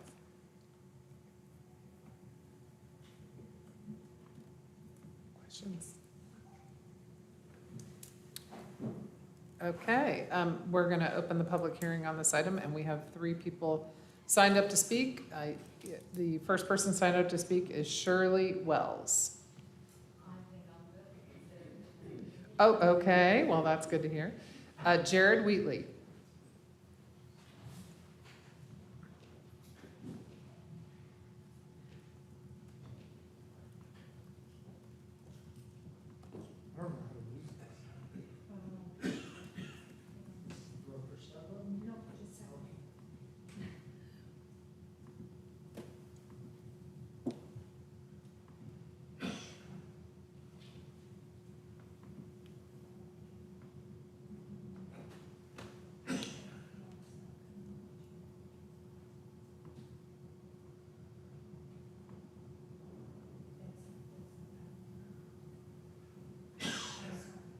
That's okay. I'll try to describe it orally. Good evening, Mayor, Council. I'm Jared Wheatley. I'm speaking as a private citizen and do also happen to be the one nay vote from the Planning and Zoning Commission. In full transparency, what I had to show you is our city's own Mapping Racial Equity in Asheville map, which shows this area from the years of 2010 to 2015 as being a place of high African American displacement. So that's this neighborhood. And then we have the missing middle housing study, which during the presentation to Planning and Zoning Commission also identified this area as a high vulnerability area. And so we had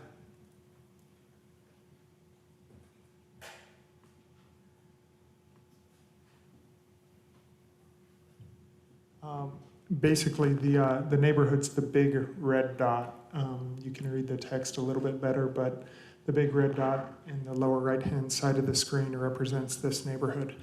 So staff had included this as a high vulnerability area during the Planning and Zoning Commission meeting, and I think it's kind of fitting that we had the UDO, anti-displacement, affordable housing, working group session just before we reviewed this, because what it shows is that the city is proactively working on implementing anti-displacement strategies, and it is inequitable to selectively rezone properties in these areas right now, as we're already focusing on trying to encourage folks to remain in this area.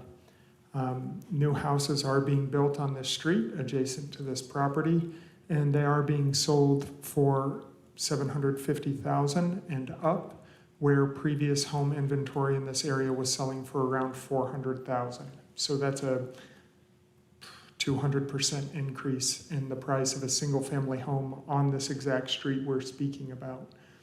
So I think I am pro-housing. I think everyone knows that here.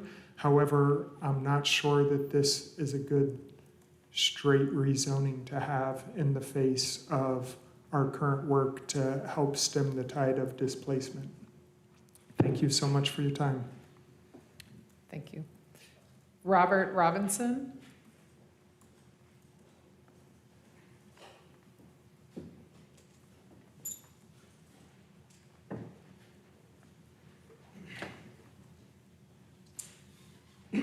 Sorry.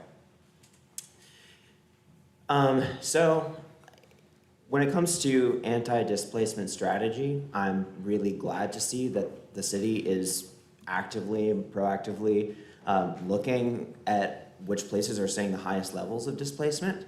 And so while I'm certainly not against building new supply of multifamily housing, and I'm certainly not against upzonings, I understand that these upzonings have to be applied equitably across the different neighborhoods of our city. To me, this looks like a rezoning that is reasonable in pretty much any neighborhood, but that I think we would be very unlikely to see happen in some of our neighborhoods that aren't legacy neighborhoods. So what I would like to see is further progress and movement on implementing housing in our transit corridors, where that housing will not displace people, where it will provide the greatest benefit to everyone in the city, rather than providing straight rezonings for properties that are in our legacy neighborhoods where we are seeing that displacement is happening. So very much pro-housing, very much pro-increasing density, but I would like to see these kinds of rezonings happening not only in Oakley, but also in other parts of the city where we also desperately need housing. So love to see new housing, love to see upzoning. Let's do it equitably and across the city. Thanks. Okay, that concludes our public hearing portion. I'm going to close the public hearing. Council, do I have questions, comments, or a motion? I can try and pull it up. I'll just go ahead and say that I'm not going to be able to support this one because I don't find an increase in density to be reasonable in this particular area, especially given its proximity to what our missing middle study shows to be a neighborhood especially vulnerable to displacement.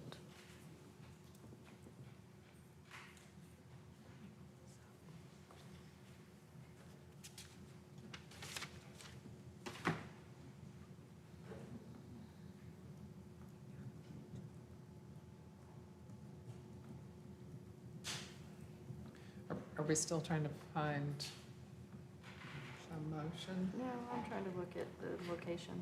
Oh, okay.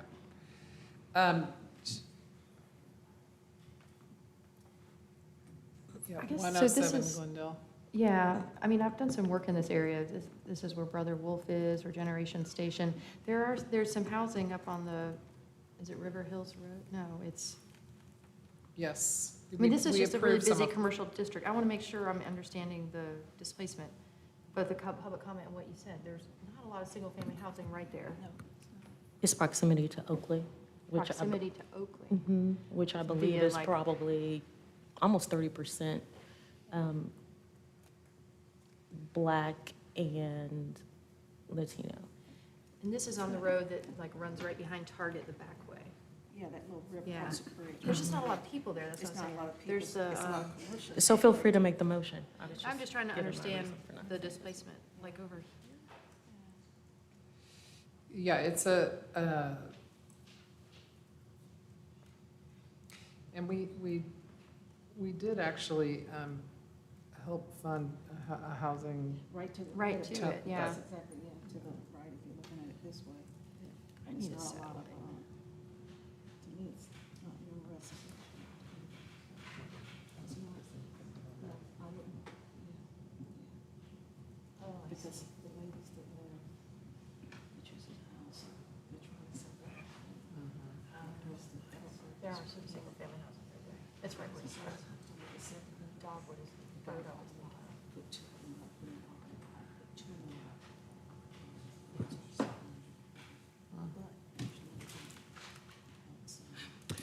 Well, so everyone's sort of looking at this site, and so council, does anybody want to make a motion, or will someone make a motion?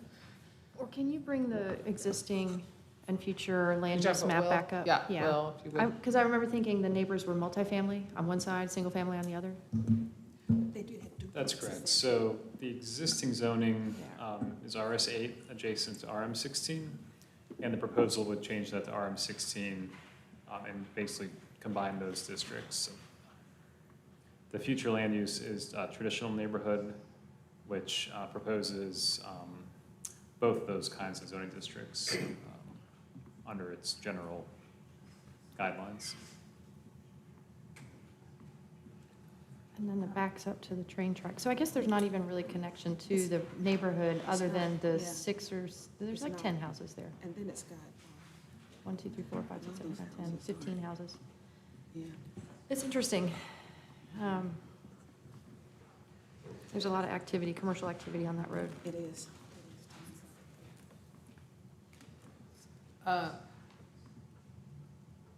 So, I can make a motion. okay. I move to recommend approval of the rezoning request for the property located at 107 Glendale Ave from residential single-family high-density RS8 to residential multifamily high-density 16, and find that the request is reasonable in the public interest, is consistent with the city's comprehensive plan, and meets the development needs of the community, in that the request, 1, prioritizes greater densities of development overall throughout the city as appropriate, 2, promotes zoning policies to encourage more housing by expanding areas permitting high-density development. Sandra, I'll second. All right, we have a motion and a second. Council, any other questions or comments? Okay, I'm going to have everybody raise hands just because I can already see. So all those in favor, please raise your hand. All those opposed, please raise your hand. Did you get it? What was it? 4-3. Okay. All right, thank you. All right. Will, you're off the hook for the evening. All right, next we have a public hearing to consider an amendment to Article 19 of Chapter 7 of the Code of Ordinances to update the tree canopy protection standards. Chris Collins is going to talk to us about tree canopy.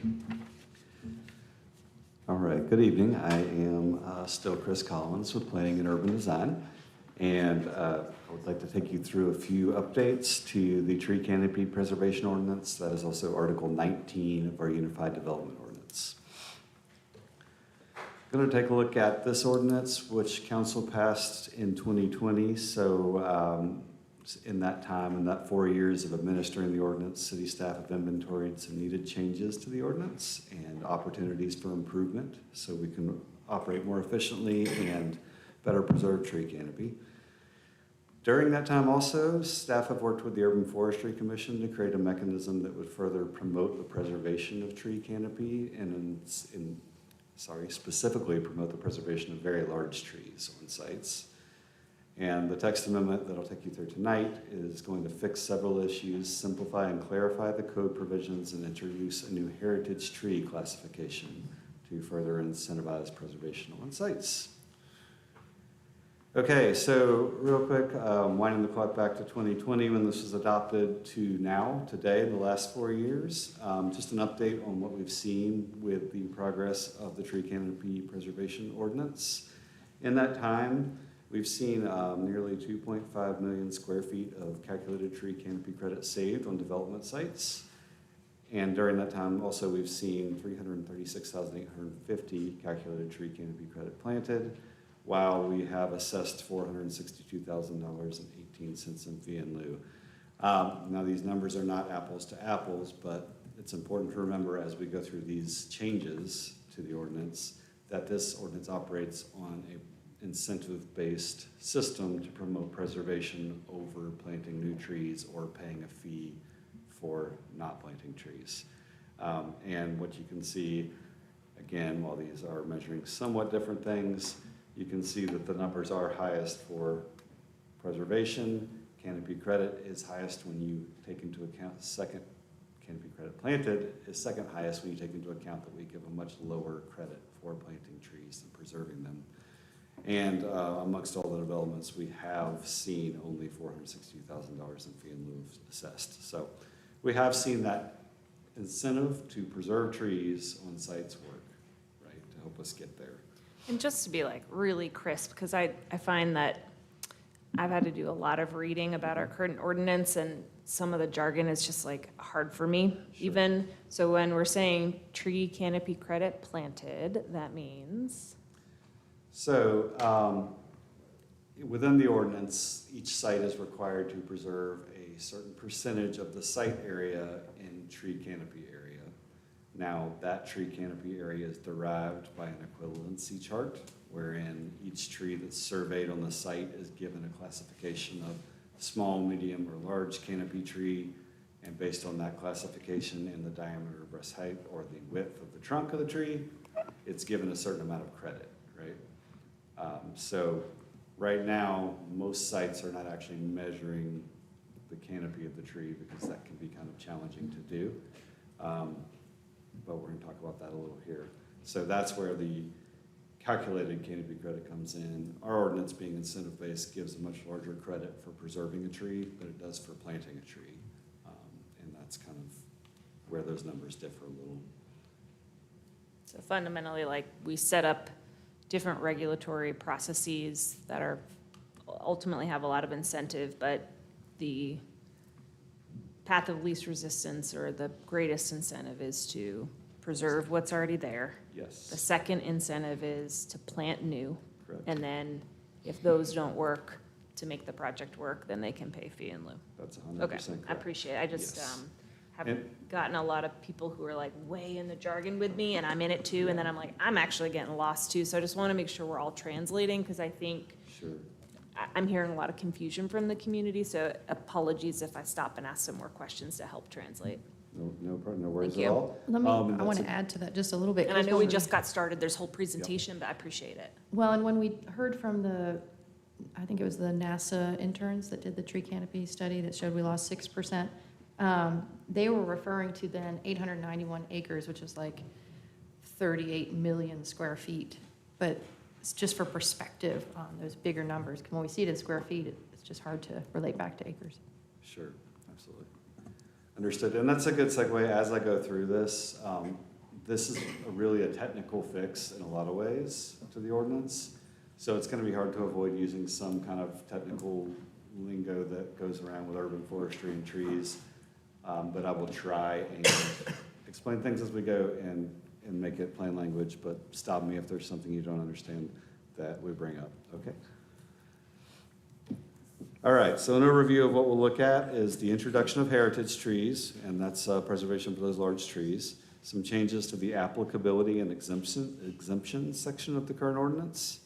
The introduction of a new tree canopy measurement option for sites. Expansion of tree removal permitting options. Really, that's allowing more things to fall under that umbrella. And then, just like I said, some technical and ordinance cleanups for lessons learned, miscode opportunities, and clarifications that we have learned are needed over the last 4 years. All right. Talking about heritage trees. All right. So heritage trees, we're going to introduce first a definition for a heritage tree. And I tried to sum that up here by saying that's going to be certain trees over 30, 24, or 15 inches in trunk diameter. Now, the reason I did that is so we don't have to reprint the whole recommended species list on the slide or the staff report, but that list goes through and designates trees as a large, medium, or small classification tree. If it's a large tree, it has to be 30 inches in trunk diameter. If it's a medium tree, it has to be 24 inches in trunk diameter. And if it's a small class tree, it has to be 15 inches in trunk diameter to qualify as a heritage tree. Now, once a tree is shown to be a heritage tree on a site, what does that mean? It does mean that we require that tree to be surveyed and shown on the site if it's within the disturbance area for the development. Whether they're going to preserve it or save it, we do want to track that tree's removal or preservation. And now the incentive comes in that, based on that earlier table I was mentioning to you, that gives canopy credit for preservation of the tree. When you're preserving a heritage tree, you will get 200% of that canopy credit. So right now, if it's a large tree, you would get 1,600 square feet for preserving it. If it's a large tree and also large enough that it qualifies as a heritage tree, 3,200 square feet of canopy credit will be given. So really, fewer trees are required to be preserved in order to meet the requirement when preserving heritage trees. Now, on the other side of that, when a heritage tree has been claimed for credit for meeting the Article 19 requirements on a site, and if someone comes back and has a legitimate reason to try and remove that tree, permit the removal because it's a danger to safety or the tree is dying or unhealthy, they do have to plant back at 200% naturally because 200% credit was given originally. All right, so that is heritage trees. The applicability and exemptions section of the code, this is one place I've had a conversation recently. I want to make a clarification that's down the slide. Nothing is changing about whether or not this ordinance would apply to single-family homes or not. It does not apply to single-family homes, and there's nothing in this that would make it do so. Then who does it apply to? That's what I'll tell you. So right now, this applies to major and minor subdivisions. And it also, the ordinance applies to new multifamily developments. So per our UDO definition, that's going to be 4 units or more. 3 units or more. I got ahead of myself with state code. And any new commercial building.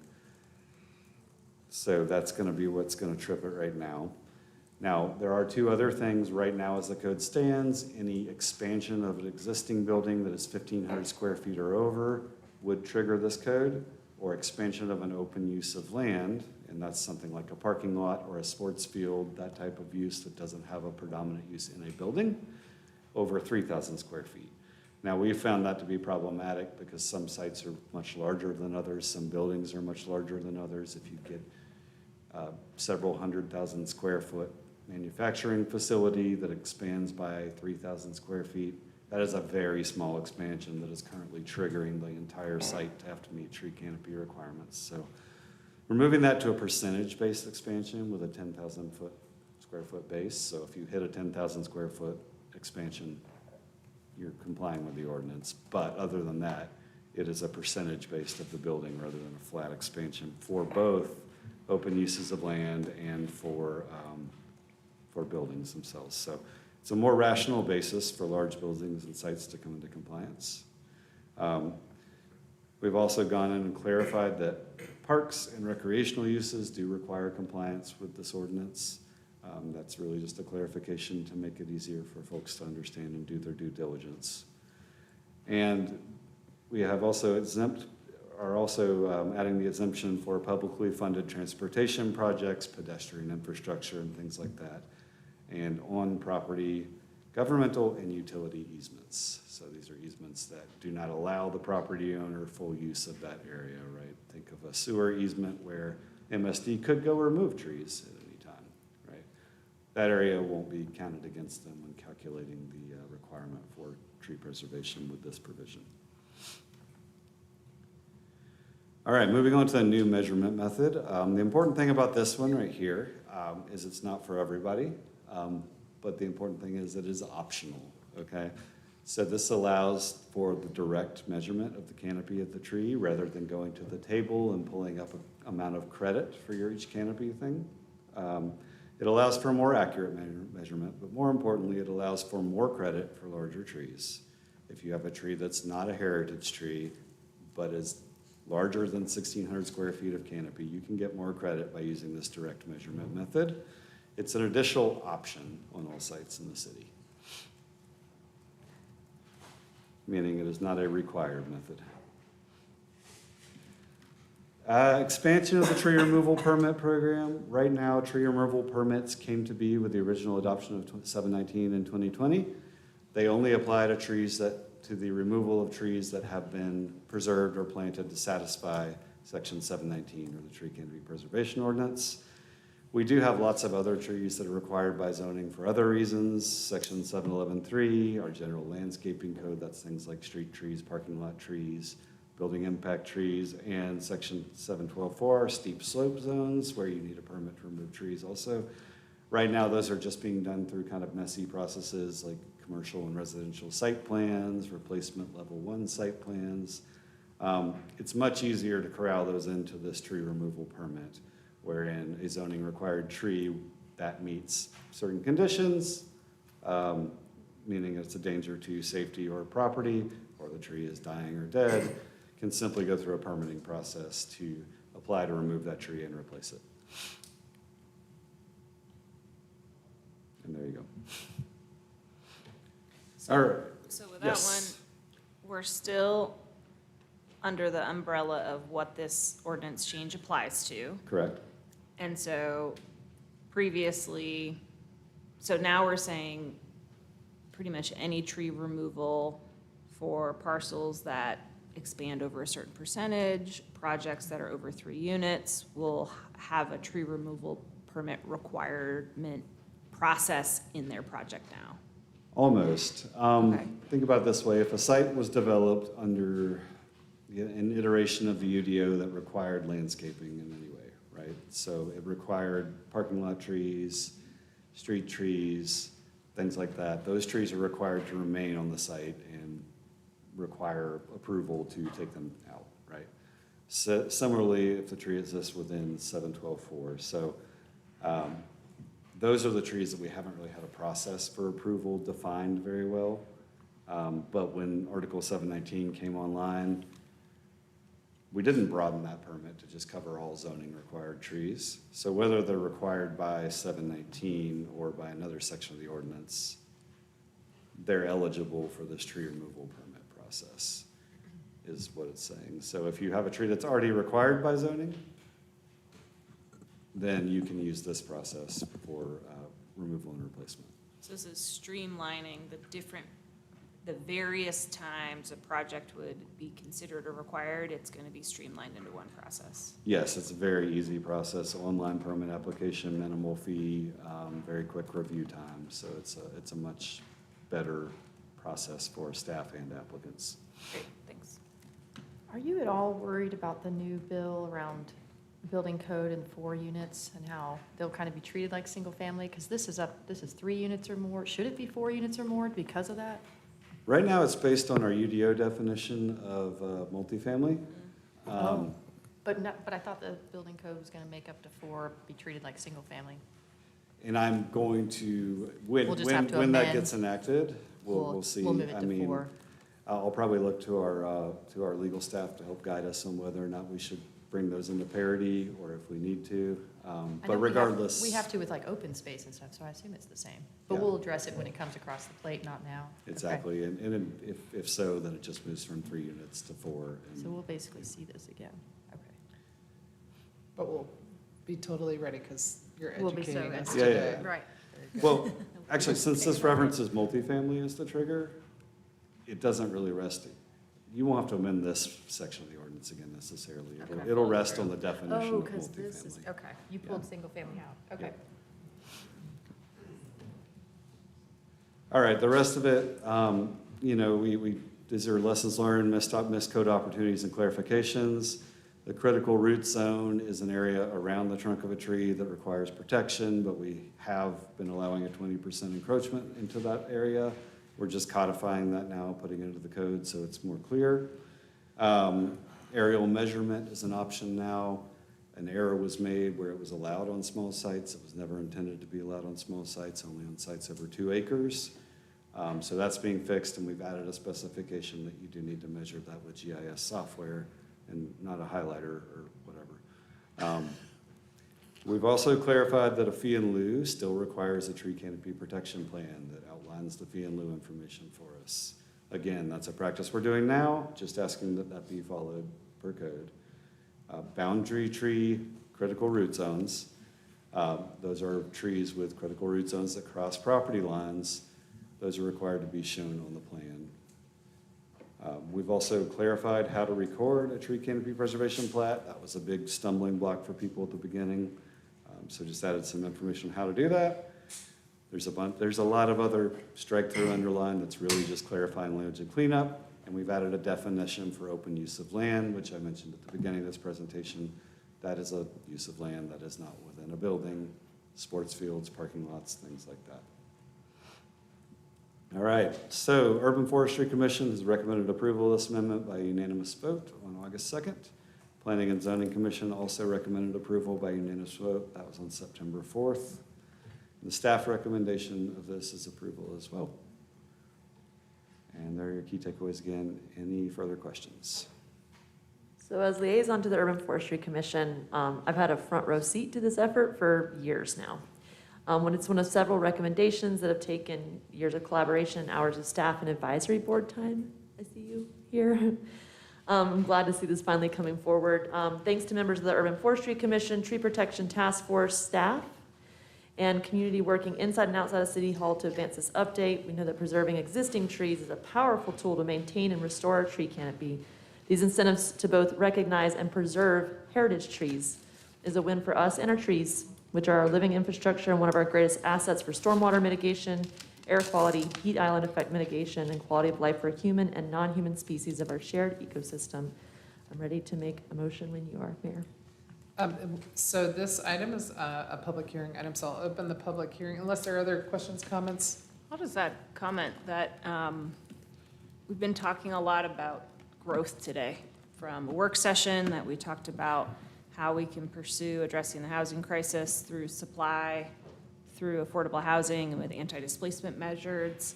And I've gotten some comments and feedback of, you're just gonna add more requirements that is gonna make it harder to build. And I just fundamentally disagree with that concern. I think that we can do both and. We can address the housing crisis, we can figure out places where people can build so we can have more front doors, and we can have these amazing, incredible, huge heritage trees. Like, we can do both. I want both, and I think we can. And I don't see the way that this is designed, as Councilwoman Roney mentioned, the amount of technical, extremely thoughtful, detailed work that has come to us from volunteers in the community is kind of astounding. It's been very, very thoroughly vetted, with lots of compromise and thinking through the implications, and I just really am grateful for that level of depth from a bunch of from volunteers who want to see tree preservation but understand that we can't do one while closing our doors, building a wall, and saying we're never going to grow again, because that's just not real. So I just am so pleased by how this has come together. I'm excited to see this. I'm excited to have more huge oak trees in our town and stay there. It's great for the climate. It's great for quality of life. And I really feel like the way this has been done sets the incentive for the behavior we want while still being realistic and pragmatic that more people are coming, we're gonna have more homes, but this is a way to really set the incentive to the climate healthy behavior. So thanks for letting me just kind of say what's on my heart. I find this one pretty exciting. I have a similar comment around both, but I'm curious from staff if, in these formative years of having the tree canopy protection ordinance, do you feel anecdotally, or if there's data, that some projects have not been able to get through, that the tree canopy ordinance was too strict, or maybe we've heard, that subdivisions aren't getting approved as much? Is this part of it, or any information? There were, so the data on what we've seen as far as performance of the ordinance, I haven't seen or heard of a project being stopped by this. Me either. Doesn't mean there wasn't one that I didn't hear about, but I also know at the very beginning we had some stumbling blocks with the surveying and subdividing community trying to figure out how to comply with it. But once we got there, I really feel like it ironed out, and this represents 4 years of a lot of the things we saw that were hard for people, and trying to make that easier. So. That's great. I haven't heard any either, so I'm glad you haven't. Thank you. Okay, now we're ready for, we have a couple of people signed up for public comment. The first is David Moritz.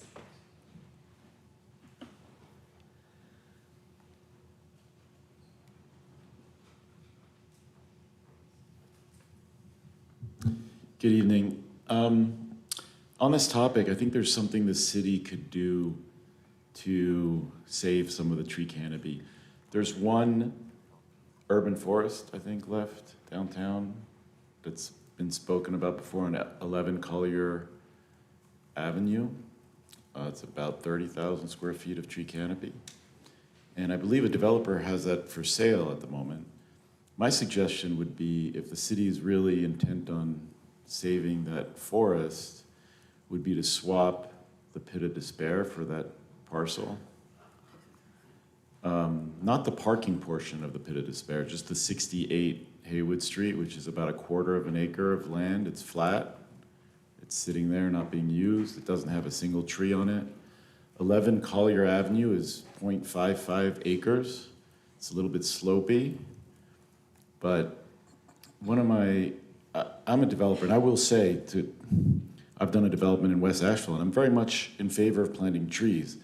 But I can tell you the tree ordinance is extremely expensive and complicated. And we've had to move trees, replace trees, plant thousands of bushes and things like that. So there is a cost to it, which is fine. We determine what our city looks like. But I think there's an onus on the city to put their money where their mouth is and not just require private citizens to be taking up the slack.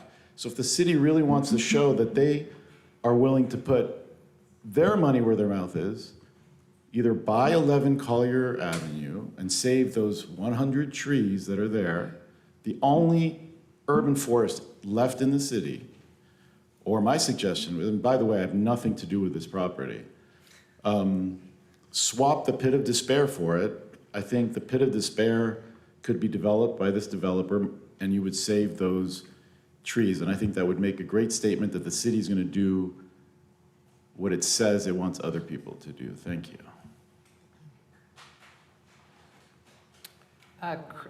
Chris DiFiore?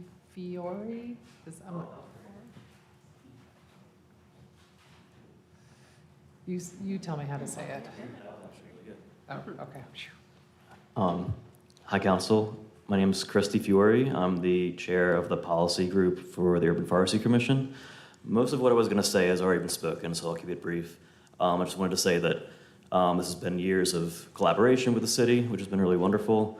And really, to me, a lot of the changes are those technical fixes that add more nuance to provide the proper different valuation of trees versus those that are small and those that are older and larger.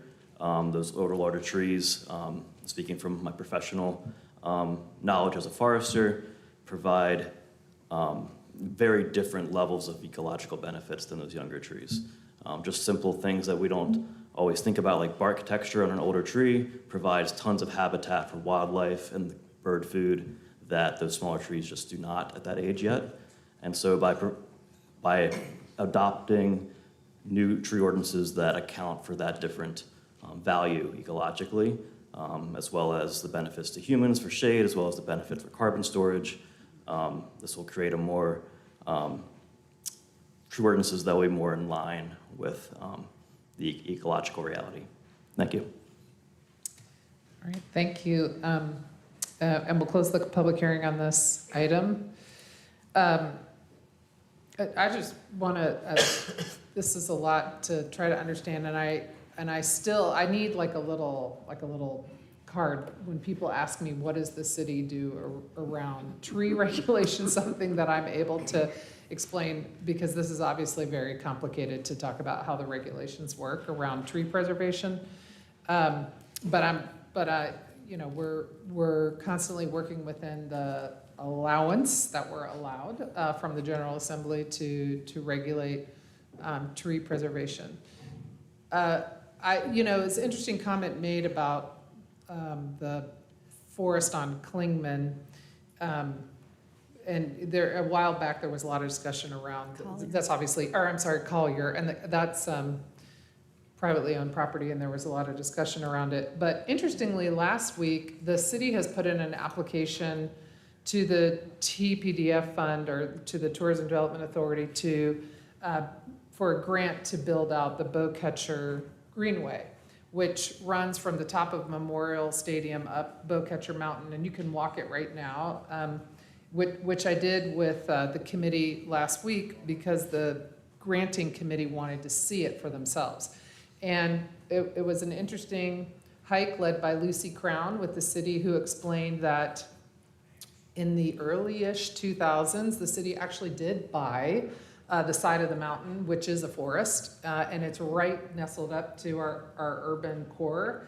And when you're in it, you can't see a single house, you can't see a single building. It's like you are in the forest. So I don't want people to leave tonight thinking that the city's never taken any steps to preserve urban forest land. It's actually taken this incredible step. We just need to now make it more accessible for people who aren't wanting to go on a hike necessarily, but would like a paved and ADA accessible way to meander on up and down the mountain and be able to enjoy that setting for themselves. So just addressing that one point. I thought the public commenter was going to say English ivy. I was so hoping, because that, I feel like in real life time is killing trees faster than anything else. Yeah. But I'm not on the Urban Forestry Tree Commission. It sounds like you guys are, and some of you are in the room, so I'm going to say I really encourage us to be looking at some kind of vine removal in the future.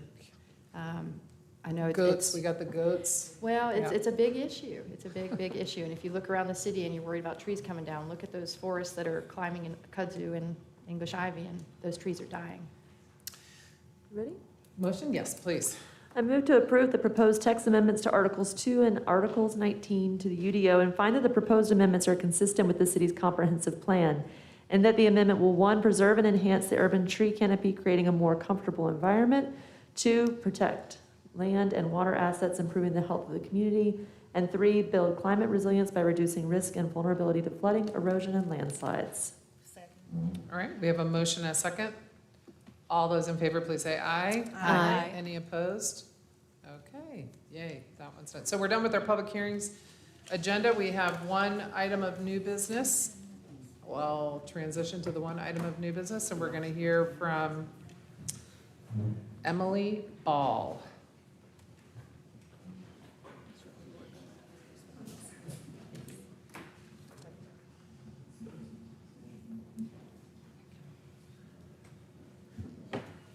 Good evening. I am here to talk with you this evening about housing development at 148 River Ford Parkway, which is the former Ramada. Several key takeaways. Friendship for Affordable Housing is a private affordable housing developer currently under contract with Stormfield Capital to purchase that property at 148 Riverford Parkway. Again, that's the former Ramada, to create 113 units of affordable housing. Closing is anticipated on October 1st, so next week, with occupancy projected for December of next year, 2025. To accomplish this, Friendship is requesting a modification of the city's current deed restriction from 100 units of supportive housing to 50 units of supportive housing and 50 units of affordable housing. They're not requesting any city funds in order to develop these units. Closing is also contingent on securing project-based vouchers from the Housing Authority, and that process is currently underway. And then the Asheville-Buncombe Continuum of Care Board has unanimously recommended this. They made 2 motions at their recent meeting related to this request. One is a unanimous recommendation that City Council modify the deed restriction as requested. And 2 is a recommendation related to reallocating ARPA funds that were originally authorized for this property, and I'll talk more about that. Bit of background, in 2021, the city was able to secure a 50-year deed restriction on 148 Riverford Parkway for 100 units of supportive housing for the chronically homeless from the property owner at the time, that was Shangri-La Industries. The property was foreclosed and is now owned by Stormfield Capital, so this is private property. The deed restriction on this private property conveys to any new buyer. Friendship for Affordable Housing is an affordable housing developer under contract to purchase that property from Stormfield Capital. And they had originally submitted a proposal to the city to create 100 units of supportive housing, including 50 units for veterans with services provided by the VA Medical Center, and 50 units for people exiting chronic homelessness with services provided by Homeward Bound, contingent on $1.5 million in city funding for those Homeward Bound services. Because the city has committed to coordinating homelessness response with and through the Asheville-Buncombe Continuum of Care, the COC, we asked the COC to vet the proposal and make a recommendation. And after an extensive vetting process and discussion, the COC board voted 7-6 to recommend that initial project proposal. And then based on the feedback they heard from the COC through that process, from HCD and from the community, Friendship has reconfigured the project and revised their request. Sorry about that. Revised their request. So I don't think this is me.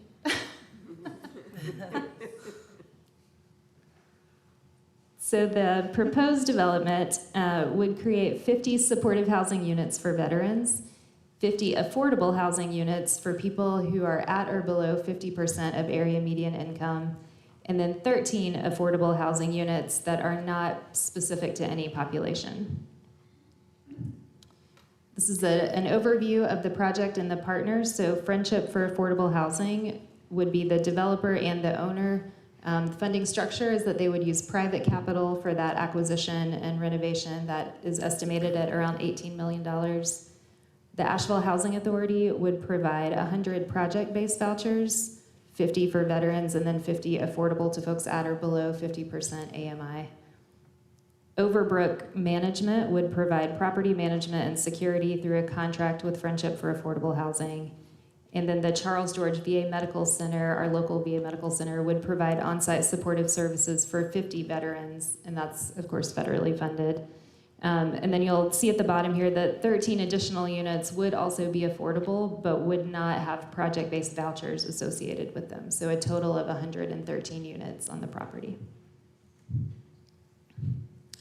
Friendship is scheduled to close on the property on October 1st, so next week, and that closing is contingent on 2 things. One is City Council action to modify the deed restriction from 100 units of supportive housing to 50 units of supportive housing and 50 units of affordable housing, and then also contingent on project-based vouchers from the Housing Authority.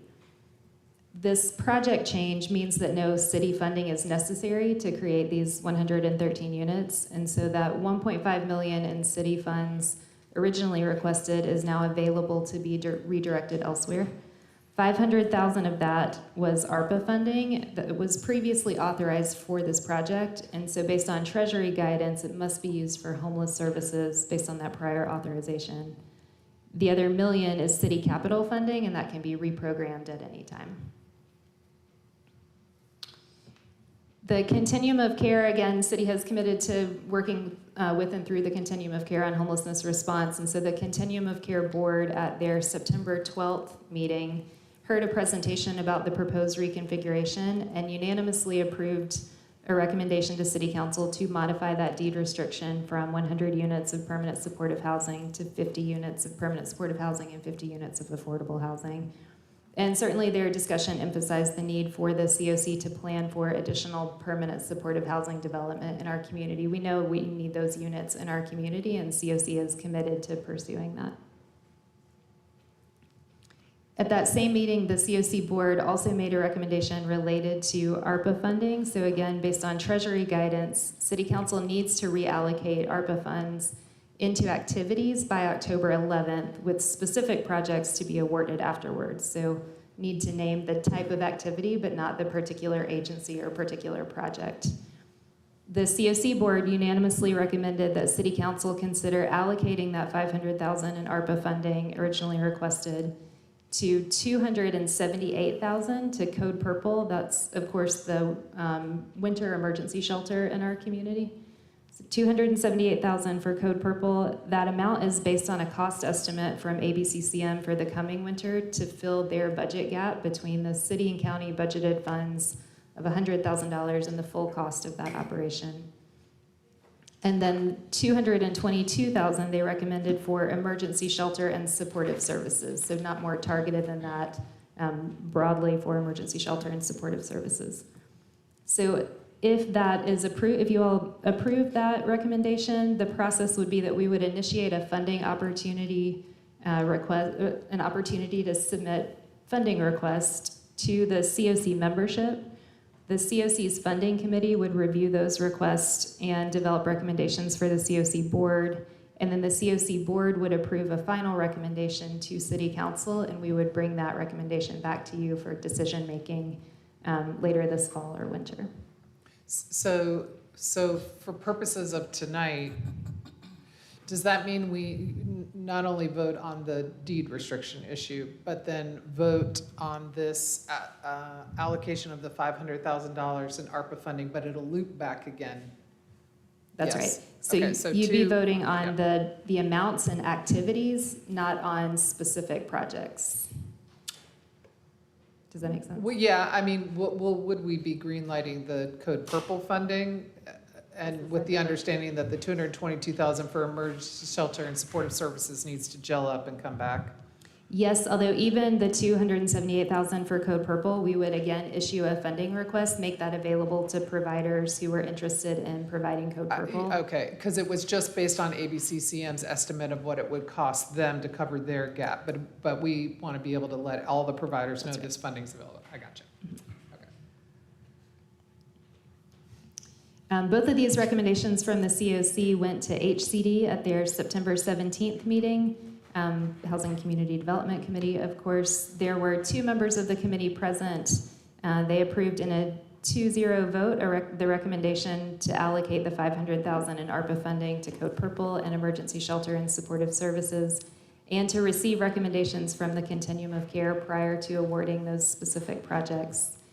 And then with only 2 members present, a motion was made but failed due to a lack of a second to modify the deed restriction as requested. So key takeaways again, Friendship for Affordable Housing is an affordable housing developer currently seeking to develop 148 River Ford Parkway, set to close next week to create 113 units of affordable housing. That is contingent on a modification of the city's current deed restriction from 100 units of supportive housing to 50 units of supportive housing, 50 units of affordable housing. No funds are requested. Closing is also contingent on securing project-based vouchers from the Housing Authority, and that process is underway. And the Asheville-Buncombe Continuum of Care Board has unanimously recommended that council modify the deed restriction as requested and recommended a reallocation of ARPA funds. So I will invite, we have the developer here in the room with us, Friendship for Affordable Housing is here, and along with their partner from the VA Medical Center. So I will invite those folks up to introduce themselves and answer any questions. I do have a question for you, Emily. So the total number of housing units is 113, And 50 would be for veterans with supportive services provided by VA-related groups. And then the other 50 would be just voucher-based housing without supportive, not intended for individuals in need of supportive services. And then the 13 would just be affordable housing units. So for the 50 that are voucher holders, how would those be administered? Who would decide who gets a voucher for this project for the non-veteran voucher holders? So the housing authority, there would be a site-based wait list, so people would apply for a voucher at that particular property. Because these are project-based vouchers. Exactly. And then they would be screened. They would need to be eligible for housing authority vouchers, of course, and then they'd be screened by Friendship for Affordable Housing through their property management company.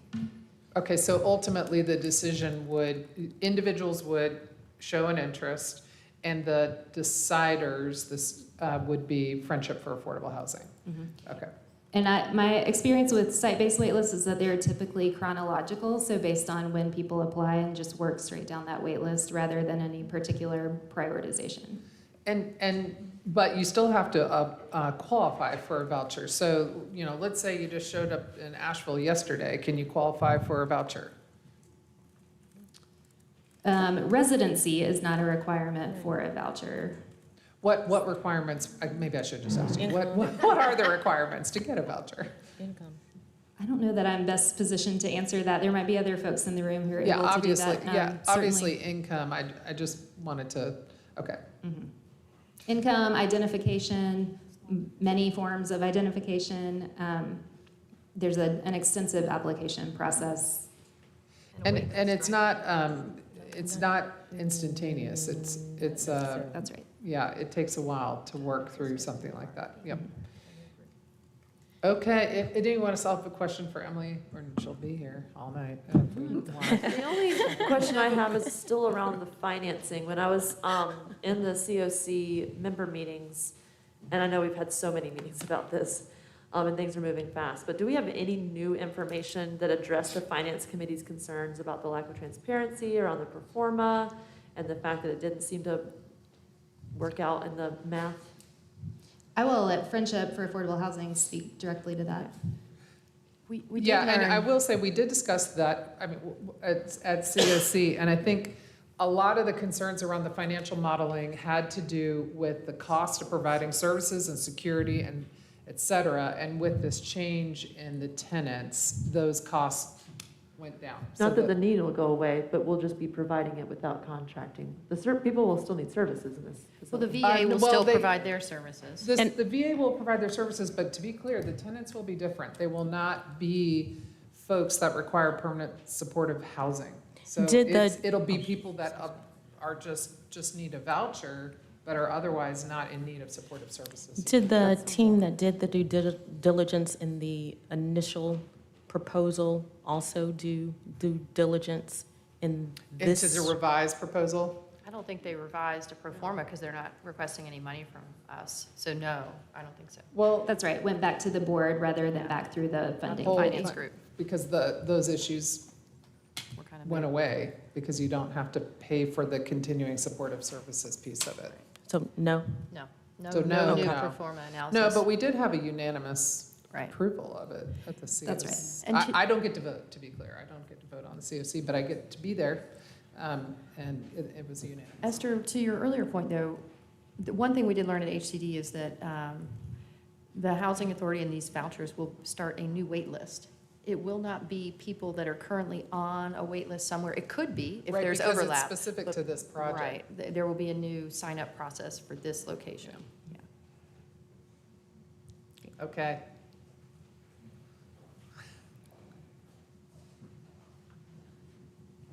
Oh, in person. Hello. In person. How are you? Good evening. My name is Olushim Getacho. I'm a principal with Friendship for Affordable Housing. I appreciate the time that you have taken to understand the totality of this project as it has evolved. We're pleased to be here finally, and to be able to have a conversation and answer questions. I think the proposal has been put forth. I don't know if you have any questions you want me to answer at this time, or any additional information I can provide. Anybody have any questions? Yeah, I still have the same questions about how this works out so that we, like, I don't see it not coming back and saying, oh, we couldn't figure out how to do this because we couldn't make the vouchers work, we couldn't make the funding work. The financial committee's analysis didn't leave me with a strong feeling of hope around this being a reality.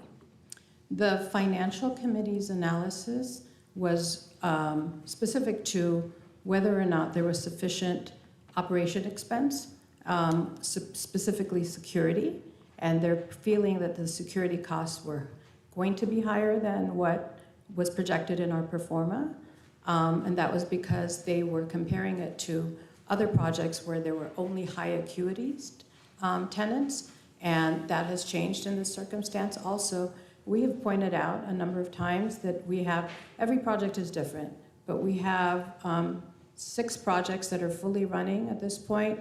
We have, over our careers, developed with the principals at Friendship for Affordable Housing, approximately 70 to 75 projects that we've developed, and we have pretty much understood how we should balance the security costs and what those should be, and we also analyze them on a monthly basis. Obviously, we want the project to succeed as much as you do. We're putting in $18 million of our own equity, and we plan on making sure that this project can sustain itself. Yeah, I'm less worried about the finances knowing those components, because I was kind of leaning in. I spent a lot of time talking with the finance groups that critiqued it, and yeah, they were speaking to security, they were speaking to property taxes, which is still unknown, right? But I'm certainly more comfortable with this proposal, and I'm thankful you guys have kind of just remained open and creative to solutions to get this through. Well, we heard a lot of comments, and we wanted to be responsive to those. How did the in-person community meeting go last night? I think, well, there are some people who were there last night. You might want to speak with them and ask their perspective. Our perspective was it was positive that there was a dialogue. Do you know if, so with this comes adjacent land? Does your company have any kind of thoughts on what might happen with that land at this time?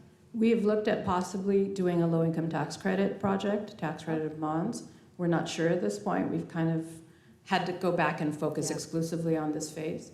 But that's pretty much where we would be heading. Do you guys have LIHTC history? Yeah, a lot. Among your group? About 150 projects. That's more what they That's more what you do. Yeah. That makes me We feel do very both, warm but and yes, fuzzy. about 150 projects to about 70 projects of this type. Mhm. That makes me feel warm and fuzzy. Good. Oh, Thank you. it's a long Well, process. we've always wanted some more tax credit Really? developers in the area, so that's Okay. There's, well, North Carolina has not maxed out its tax credit. We don't have an issue with that yet. Although depending on who the next president is, maybe we'll get an expansion of those opportunities, but we have room for 4% projects. We don't max that out here, so. Some communities I hear from other Bond mayors around the cap, country yeah. are like, they're Yeah, maxed, that's a they're cap, done, yeah. so. Any other questions? We do have a number of people signed up to speak, so do you guys ready to? No, I just want to share a little more information Do that you want happened to- would at you HCD. No, you, Oh, thank okay. you. You can, I don't, it's not a question. One of the things that came up at HCD, if you weren't able to watch, was, the ratio of veterans and other beds, and could there be more beds for veterans? Could it be all veterans? And we had, I think his name was Jerry, on the call. He's here. He's gonna maybe be able to share, but he was saying he can really, as much as he would love to, he can really only confirm the 50 VASH vouchers right now. But in the future, there might be more. Just sharing that tidbit, because it could transition over time. Yeah. I don't know if you want me to address that, but that's correct. Sure, we'd love to hear from you. Come on up. You were a great resource during our meeting, so thank you for being here tonight, too. Hey, Council. Hey, Mayor. My name is Jerry Kimbrough. I'm a licensed clinical social worker and the HUD-VASH supervisor for Buncombe County at the Charles George VA Medical Center. We serve about 300 veteran households here locally in Buncombe County and an additional 100 veteran households in a surrounding 10-county area, mainly south and east of here. HUD-VASH serves almost 90,000 veterans nationally. We're not just the United States, but the world's largest supportive housing provider, which I'm really proud to say. And locally, we actually just crossed 100 leases signed this fiscal year. So I'm really proud of the work that HUD-VASH does in our community. 2/3 of our program are over the age of 60. The homeless veteran population is rapidly aging along with their civilian counterparts. So we would have staff on site, including clinical social workers, registered nurses, and an occupational therapist to address their clinical needs as well as their aging and disability-related needs. And that's correct about the vouchers, 50 for now. That's what we kind of have concretely with the Asheville Housing Authority. Our program is always a partnership with local housing authorities. We always use vouchers for rental assistance, and then we always provide the clinical services. That's why the HUD is in the name for HUD-VASH, but we only have the 50 at this time. We'll have an opportunity to request more vouchers in the spring, so particularly those 13 units on the side, I'm highly interested in. So yes, you are correct. So of course I sang your praises in HCD, and I wanted to take the opportunity to sing your praises here. I, in fact, wanted 100% VASH because of the great work that you do, and I understand that some may not be available right now, but by my way of thinking, neither are the 50% vouchers available as we sit here today. But again, thank you so much for the work you do. I again appreciate your kind words. Thank you. Thank you. Yeah, for me, this should be an easy yes, especially with the VA at the table, but given the information available to us in public and private check-in meetings, it's not as clear as it seems. So since I'm still wrestling, I'm looking forward to hearing public comment. So this is one of those ones where we need a motion and then we can take comment. So if there's anyone prepared, there are two motions. Let's do just one at the end of, there you go. Okay, the motion to authorize the city manager to modify the deed restriction at the former Ramada at 148 Riverford Parkway to 50 units of permanent supportive housing and 50 units of affordable housing for persons making 50% or less of the area median income. I'll second. All right, we have a motion and a second. All right, folks who are signed up to speak, you'll have 3 minutes to speak. Please watch the lights on the lectern. And the first person signed up to speak is Eleanor Ashton.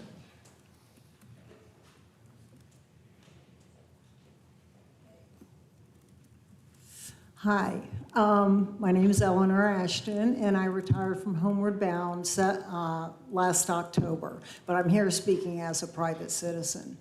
For 7 years, I ran the fundraising department, and my team, along with a group of passionate and committed volunteers, raised $17 million for the purchase and opening of Compass Point Village. And I want to thank the council for the city's generous contribution to that. Well, as you know, CPV opened a year ago and became the first permanent supportive housing residence in Western North Carolina. It's home to 85 chronically homeless individuals who were formerly living on the streets of Asheville. The Asheville Watchdog just published an article that details the first year and what the results were, and they're impressive. It seems this model is working. The population is the hardest to keep in housing, yet at CPV, 92% have not returned to homelessness. As a member of the COC, I was excited when the Ramada Inn project started to take shape. It was to become originally home to 100 chronically homeless individuals, 50 veterans, and 50 civilians. As with Compass Point, the residents would be prioritized and selected based on vulnerability level. So in other words, those that were most likely not to survive if left on the streets. Sadly, the project has now, as you've been talking about, been modified to take this opportunity for permanent supportive housing away from the non-veteran group. 50 of the most fragile and traumatized members of our society. Yes, the change will provide 50 units of affordable housing, which the city desperately needs. But at what cost? It should not be at the expense of our unhoused neighbors. If they lose the opportunity for this type of housing, they may never get another. Permanent supportive housing is not easy to come by. Compass Point Village took years from the initial conception of it to when they actually opened the doors and people moved in. And it was a great monetary expense. And the need for permanent supportive housing is great. There are close to 250 people on the chronic by name list. 219 were identified by the point in time count as living unsheltered or outside. It takes an average of 3 years for an unhoused individual in Buncombe County to be housed. Will these 50 folks be alive and be able to survive on the streets for that long? And finally, I know you know this, it costs much more, actually millions more of taxpayer money for people to live on the streets rather than in housing. Thank you. So I urge you not to change the Ramada deed restriction from permanent supportive housing to affordable housing. Thank you. Paul Howell.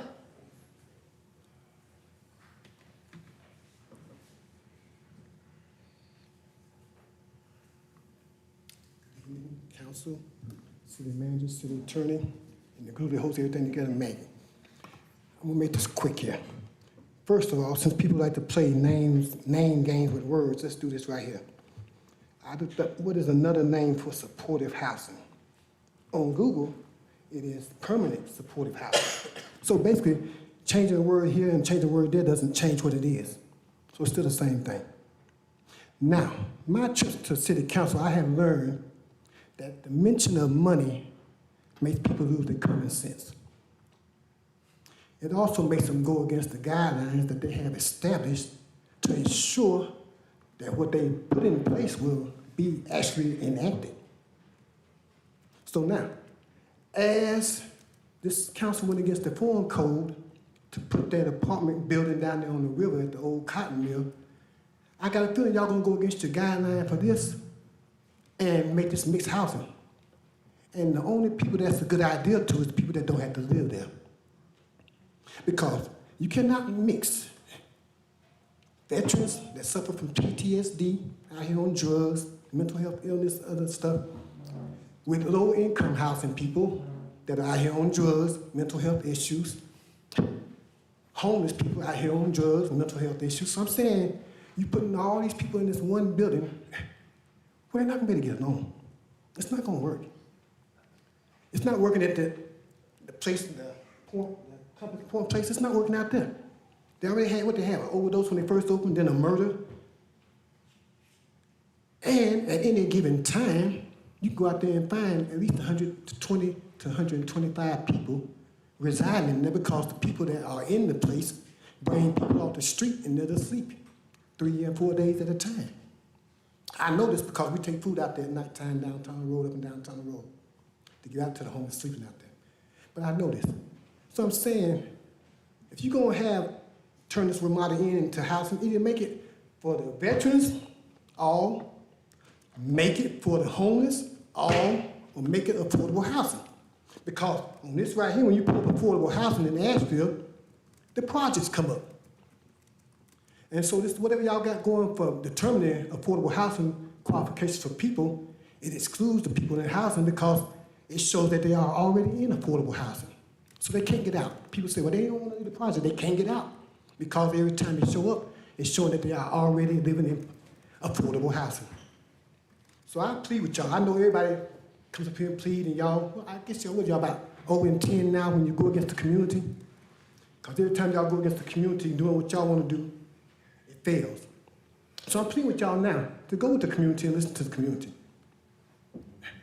Don't go freelancing for money.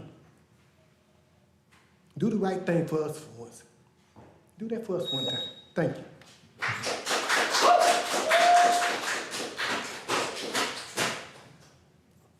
Disappointingly, we don't allow clapping during the council meeting, but you could just kind of give us some fingers, let us know you're pleased with the speaker. Andrew Paul.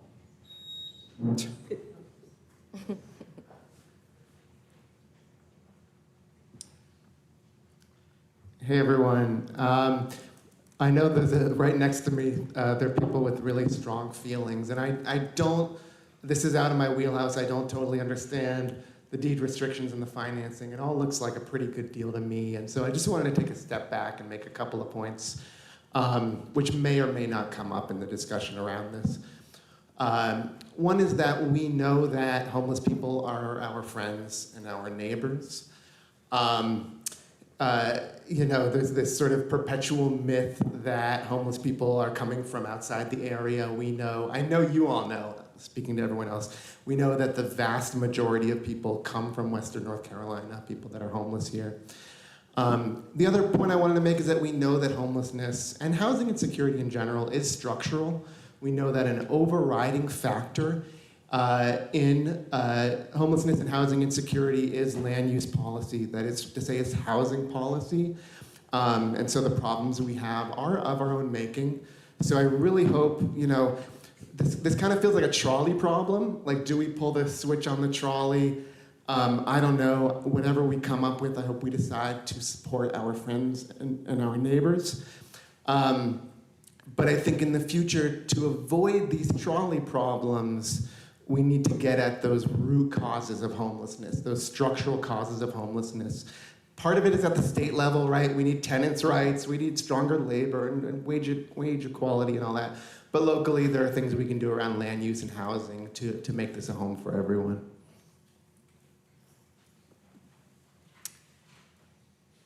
Chloe Kramer.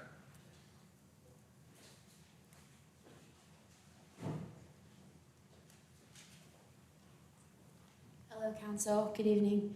My name is Chloe Kramer. I'm a local musician and educator, and I'm homeless.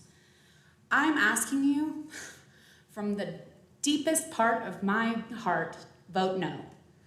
We don't need affordable housing. And I'll tell you that from the notes from the COC meeting, if you read the minutes, or if you were there are a couple people on the council who were in the meeting. One man said about me, he referenced me and my comments from the public comment at COC and said that I could live in affordable housing. I'm here to tell you as a homeless person in this city, no, I cannot. Because fair market rate is $1,496 a month. I have $3,300 in debt from an apartment that I could not afford 3 years ago in High Point, which the fair market rate is half of what it is in Asheville out there. My rent was $700 a month and I could not afford it a single month of my tenancy there. I could not afford it a single month of my tenancy there, and I worked full-time, 3 different jobs.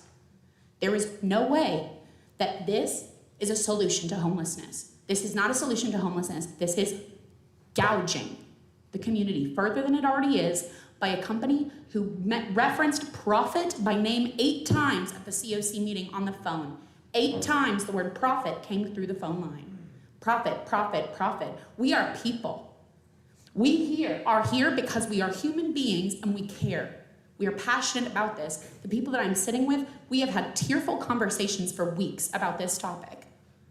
We are heartbroken that this city cannot actually prioritize the people who live here. I have lived here for 7 years. I've been homeless for 2. And actually, I've been homeless for longer than that. And I'm emotional because I care so deeply about all of these issues that we're presented with. This is the first bid on this property, and it's not the best one you're going to get. Vote no. Don't change the deed restriction. This property is the only property in Asheville that has this much supportive housing. We need the resources. We need the therapy. We need addiction counseling and assistance for people so that they do not drift back into the streets. Affordable housing is not truly affordable. It's not truly affordable.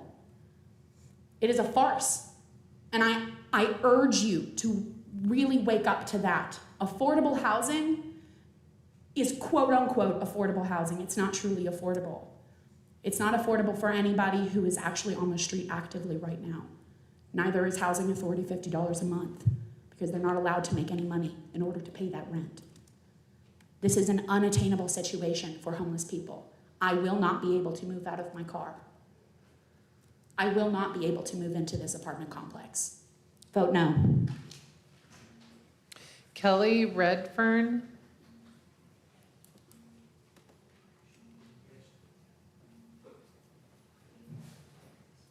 Hello, Council, Mayor. My name is Kelly Redfern.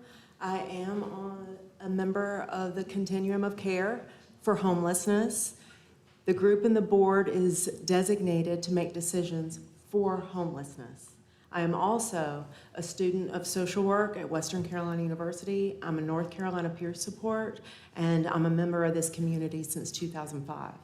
I have a personal lived experience, which is part of being on the continuum care, that I have lived experience in homelessness and mental health. I also have crossover volunteer in places with people from the VA and mental health service workers. I have also received services from Homeward Bound and been at Compass Point Village in person and watched while they remove bodies. I want to appeal to you and your logic to please do not modify the deed restriction. It was created for the protection of our vulnerable with mental health issues. Most of the people that are homelessness are experiencing homelessness because of abuse. To blend populations of fragile veterans who also have their own sets of behavioral health triggers puts populations into chaos, especially without full supportive services. And for you to remove those services means you're putting 50 people with behavioral health problems in a building, 50 civilians in a building with people with behavioral health issues, and 13 random unnamed rooms that you won't even assign to youth or queer runaways. There is no homeless shelter for youth or queer runaways. How do you plan to put them all in one building with the plan and proposal that is totally negated by this change in the deed? The original proposal cites that the Friends for Affordable Housing will take care of behavioral health needs by having services in the building. With this change, you are talking about only having outside external services come in over from the VA. No permanent supportive, no solution that is taking care of the population within the building. We would like to make a point that we would also like to see the ARPA funds fully given to a year-round inclement weather code purple, and that you don't short your community of fragile people with disabilities by taking the opportunity to have year-round code purple. Thank you. Joe Rayfield?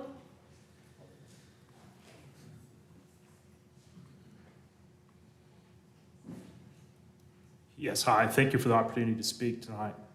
I mean, the need, obviously, for the supportive housing is obvious, can't be disputed, but this particular property, it's just not the property for that. Unlike the other hotels that have been recently remodeled into supportive housing, this particular property is landlocked by our shopping center. I manage the River Ridge Marketplace Shopping Center, which is adjacent to this property. There is no direct access in or out on a major road. In fact, the road that would be supporting this project was a private road built by our company years ago when we developed the River Bend development behind River Ridge. And unlike the projects on Tunnel Road, that creates a real problem of people accessing in and out, and it leads to them constantly, people having to go in and out and through the 27 other businesses that we represent there in the center.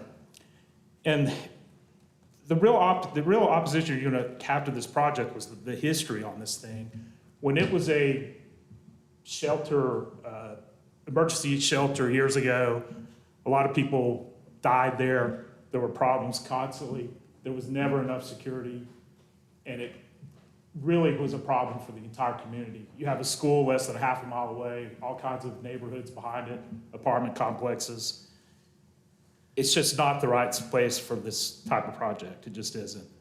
And it's funny, all these other presentations I've listened to tonight, you get to see artist renderings, you get to hear about the long process that people went through, talking to the community around them.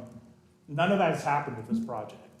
To this day, through 4 years of various iterations of this, I've still never seen a rendering of what this finished project would look like. We have no idea what the security will look like. We had to install our own fencing to keep from having even more issues before. And we still never, I just find it interesting that all the other projects that have been viewed, you have in great detail what it's going to look like. And on this one, absolutely nothing.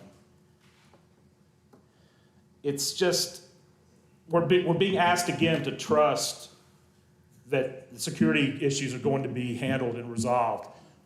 And it hasn't happened with any other, with the emergency shelter, and it didn't happen in the brief period that Shangri-La was involved. And until that's satisfied, then obviously, I know speaking for the 27 business owners there, they would definitely be opposed to anything altering the deed restriction. Thank you. Thank you. Doug Horn.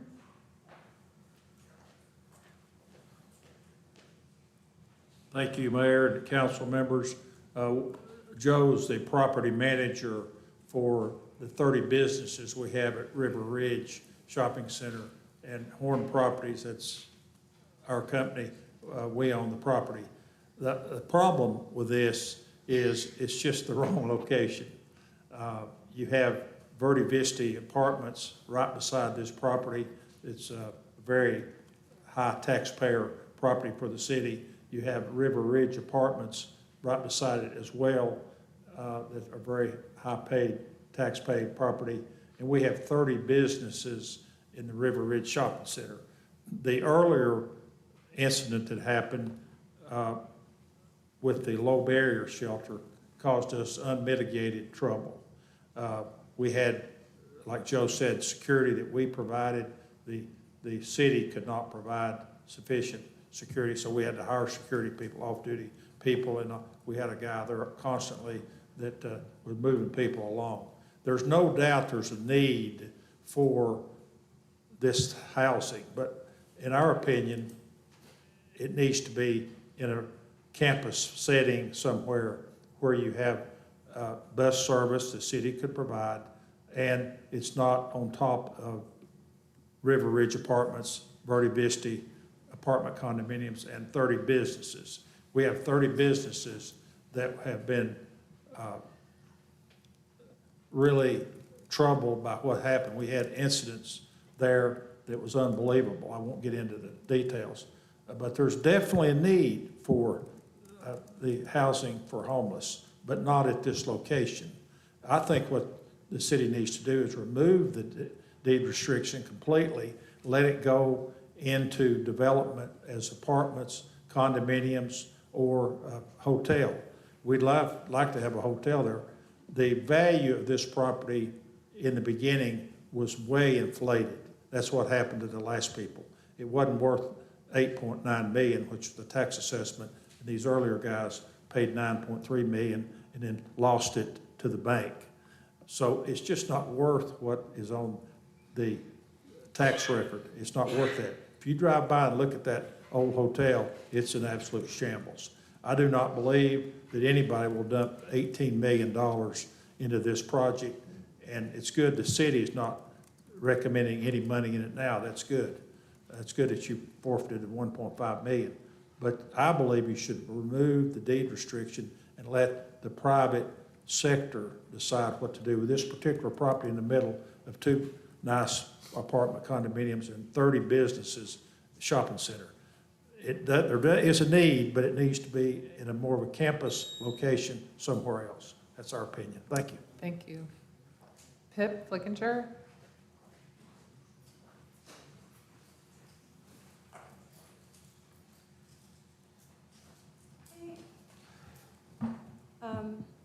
I was really bummed to hear about losing those 50 PSH apartments, but it is my understanding that this half loaf is what we need to do to not lose our loaf.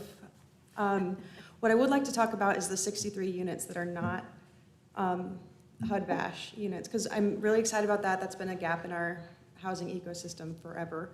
But the 63 units, so just putting them as affordable housing and specifically having 50 of those units in control of the housing authority. If you look at the housing authority's actions over the past year, which includes disregarding active MOIs with homeless service providers, I believe that putting Housing Authority in charge of prioritizing those units will guarantee that almost no one from the streets gets in there. So I know that you all, as an entity, do not have like direct influence over what HACA does, what Overbrook does, what Friendship does. It does sound like Friendship has a little bit of input into who goes in there. But what I would ask is that we put as much pressure as possible to try to get some of these units filled with people from the streets, because this is over 10% of the civilian homeless population.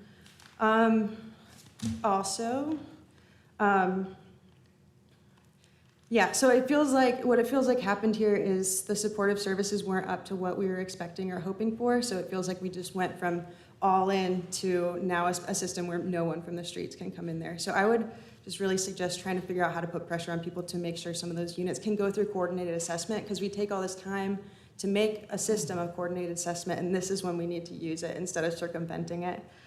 I also understand that this decision was made partly due to expressed anger and discomfort from the neighborhood. And I know you guys know this, but you're gonna get that wherever you're gonna put low-income housing. Like, Lord, we saw how much Beaver Dam freaked out because poor people were gonna sleep next to them for a 30-day temporary shelter last winter. And people are gonna be angry if these 63 people stay on the streets. So since people are gonna be angry at y'all anyways, we could just Lean into that. just go ahead and not cave to that prejudice and go ahead and like try to get as many people from the streets as possible into these units. Another thing, understand that we kind of do have to get this half loaf. One cool thing about that is it's going to be a treat to have Code Purple figured out before that first week of December scramble. So that's exciting.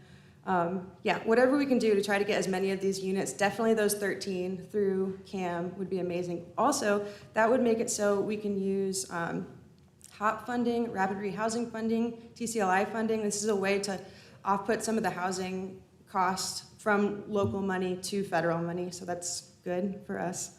Yeah, so whatever you can do, yeah, please. Thank you. Thank you. Jonathan Wainscott? I can pass. Okay, thank you. Okay, council, those are our speakers on this item. And that was a very interesting mix of opinions, not at all quite what we were doing last time around. So, I hear the disappointment about the idea of releasing the permanent supportive housing piece of this for the 50 units and leaving only 50 veteran units being permanent supportive housing. And I'm very concerned about that as well. This has been a really difficult journey for all of us to work through, and I know everyone here has taken a lot of time to really educate themselves about all the different iterations this project has gone through and understanding why the COC's Finance Committee unanimously recommended against the first iteration where all 100 units were permanent supportive housing. And the COC itself was divided on that vote. And now the COC is unanimously supporting this concept. We have a challenge in Asheville in that, as we just heard about what it took to put together the Homeward Bound project of the Days Inn on Tunnel Road, it took millions of dollars from the city and from the county and from Dogwood and private individuals and donors to make that happen. And here we have a group that is not asking us for any money to transform a site to at least have 50 permanent supportive housing units for veterans. In our last homeless point in time count, we had 26% of our folks experiencing homelessness were identified as veterans.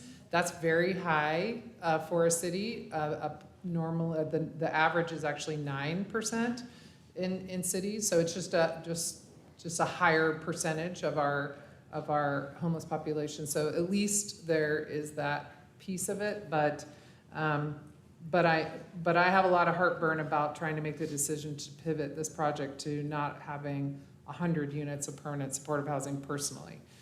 Balancing that with having a group coming in to do this project without asking us for any money.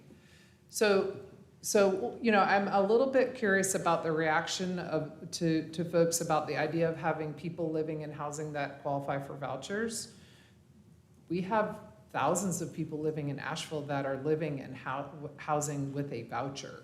You probably live near and next door to people living in housing that are using a voucher to live there, and they're good neighbors. So I don't want to conflate what the experience was that we had during the pandemic, where we literally drove a Parks and Rec van around the city and picked up people and drove them to this place, and it was very much an emergency situation, and it obviously had a lot of challenges. We are not looking to replicate that experience by any means with this proposal, at least. Can I ask you a question as your COC role?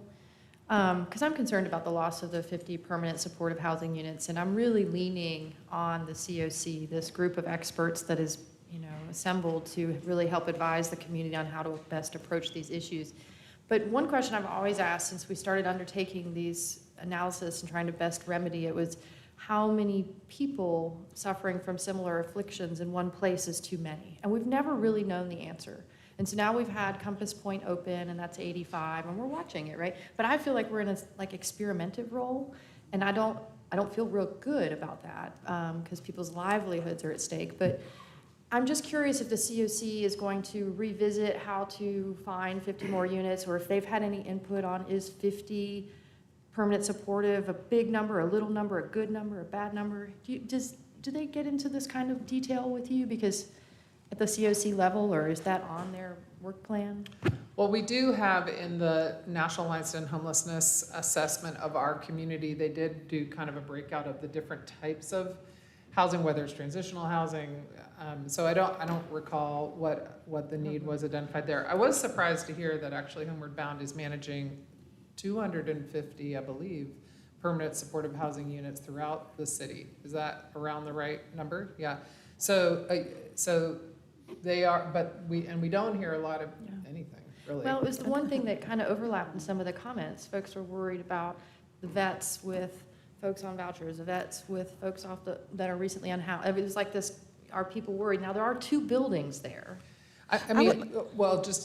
Just one thing about, and you're gonna be the best speaker to the veteran supportive services, but it is amazing how many benefits and services and money and funding that is allocated to veterans experiencing homelessness in our country. It is like bipartisan, totally supported, and there's so many resources that go into it, which is why they're not even needing to ask us for funds to help provide those services. And so I feel pretty comfortable with how the veterans will be supported there. I mean, if only our country decided to dedicate that kind of funding to all people experiencing homelessness and not just veterans, we might actually be able to significantly reduce the number of people experiencing homelessness, but I digress. Is it possible to hear from the applicant to sort of get more of an idea of that balance? Because this is not the first time they've done this. So I'm just wondering, what do you see when you do that type of blend rather than all permanent supportive, and you have a blend? How does that balance out? I would just like to hear. Does that work better? Okay, yes,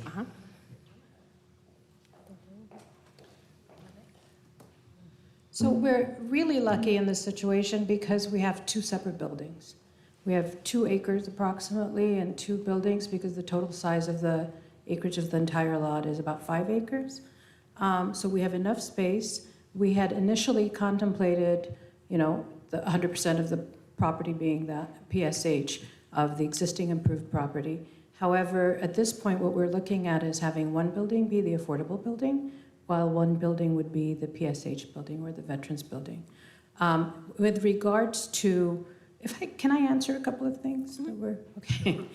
First of all, we thought this was also a really great idea, and that enables, as you said, no city funds are being requested. As a matter of fact, the $1.5 million, you guys will have an opportunity, as I was looking at what was presented, to allocate it elsewhere with regards to homeless services. So I thought that or as we evaluated it, we thought that was a win-win because you can respond to that plus still get the 100 units of affordable housing and homeless housing.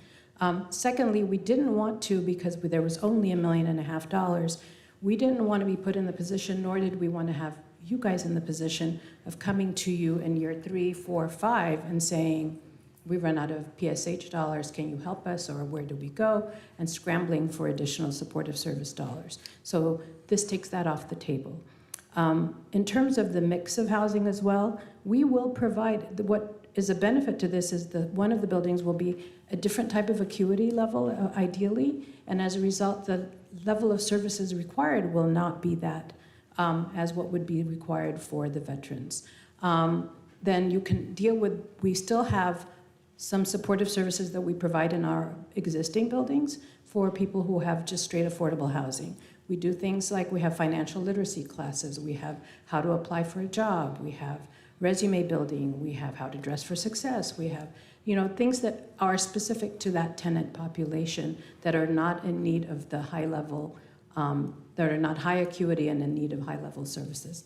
With regards to a statement made by the homeless person who talked about project-based vouchers and not being able to afford and currently living in a car, project-based vouchers are a benefit because, especially in the state of North Carolina, you can pay $50 if you have zero income. That's the whole benefit of it. So if it is 30% of your income maximum, so if you have no income, you can pay almost zero.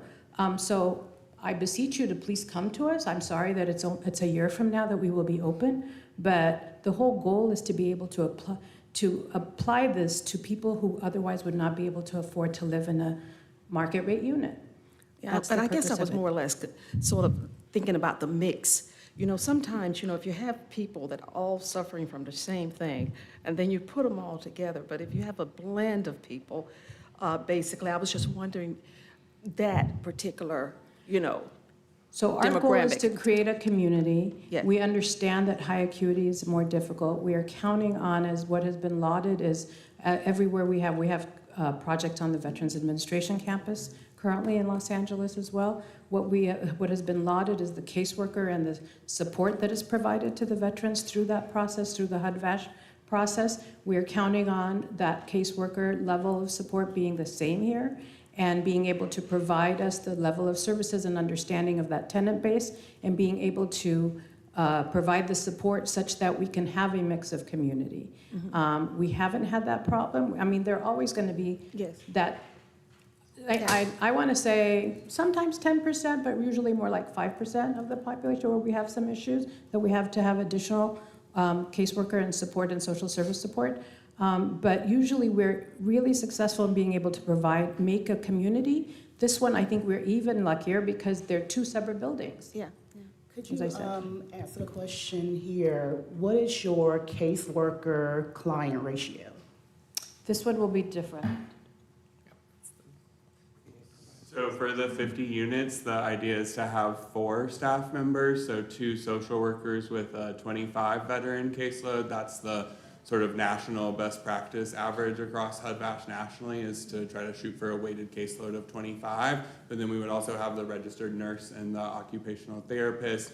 And then on the larger team, I have a substance use disorder specialist and a peer support specialist that wouldn't necessarily be based on site with that other team of 4, but would be highly available to the 50 units just like they are to the other veterans in the community. I'm asking a question because I worked at a lockdown facility before, and the client to staff ratio was smaller.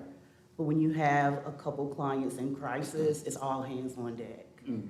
And so I have a question about the coverage, and I also have concerns about those two populations coexisting. Even though you have them in 2 separate buildings, they'll still have to cohabitate. Mm-hmm. So without supportive services for civilians as well, who might have to encounter individuals who are going through mental health episodes, then we'll be deficient in providing support, and also the coverage that people need when they encounter any type of trauma. Our other projects are also about 20 per caseworker. So And that's it's not, it's that's within, it's just within the that social range. workers, so not including, like, there's Yeah. really 4 Additional. staff for But I'm the also, 50. I'm really feeling like, I don't know, Emily, I don't know if she can answer the question, but I'm always feeling like maybe there should be on-site services for civilians as well. We have 2 property managers. In addition to that, we have, Not a property manager. okay. Someone There- who. Jerry, can did- help did Jerry manage. just Yeah, say that Emily they would can speak to overlap? it. So the idea is that for the 50 units that are project-based vouchers, these are individuals that don't require services. They're Right. just, Yeah. they're just voucher holders. Okay, so let me just break it down like this. If you're living in a community and your neighbor might have some type of crisis, it affects everybody. That's why we have models like restorative justice. Because an incident can affect and harm more people involved than just the individuals in crisis. So if we're having high acute individuals in one living space, even though they're 2 separate buildings, people will be impacted. Because I'll go ahead and say, Shanika, and I was hesitant to bring this up. I spoke to a member of the community who lives in public housing, and they saw this proposal as if you were placing Compass Point in the middle of Hillcrest. And that kind of With regard to the took me veterans? with regard to the need for support for everyone. Okay. Once 2 vulnerable populations, albeit in 2 separate buildings, are put in such close proximity. It's kind of similar to some concerns I've heard from folks living in Asheville Terrace, right? So I just want to name that currently we do have many veterans sort of concentrated in various mobile home park communities and apartment complexes where there is a high concentration of HUD-VASH veterans, because as you all know, there's a very limited number of affordable housing landlords in our community, particularly those that are willing and able to accept vouchers. And so we do already, kind of in our current housing landscape, have many pockets of neighborhoods throughout our community that have a large concentration of high acuity veterans and civilians who may or may not be on federal rental assistance, but are living in what I would consider like affordable housing apartment complexes and mobile home parks as well. So do just want to name that the concerns that you're naming are sort of the baseline of sort of what the landscape of affordable housing already looks like in our community, and building this property allows us to really turn the dial up of intensity by having those 4 staff on site, because when we're driving all around Buncombe County, you might only be able to see 3 to 4 veterans in a day because you've got to go from Candler to Black Mountain. But when you're right on site with your 50 veterans, you can see a lot more than 4 veterans in a day and do some really intensive work during the day as well. So the VA really sees this as the highest level of intervention that we can provide in the community by being on site.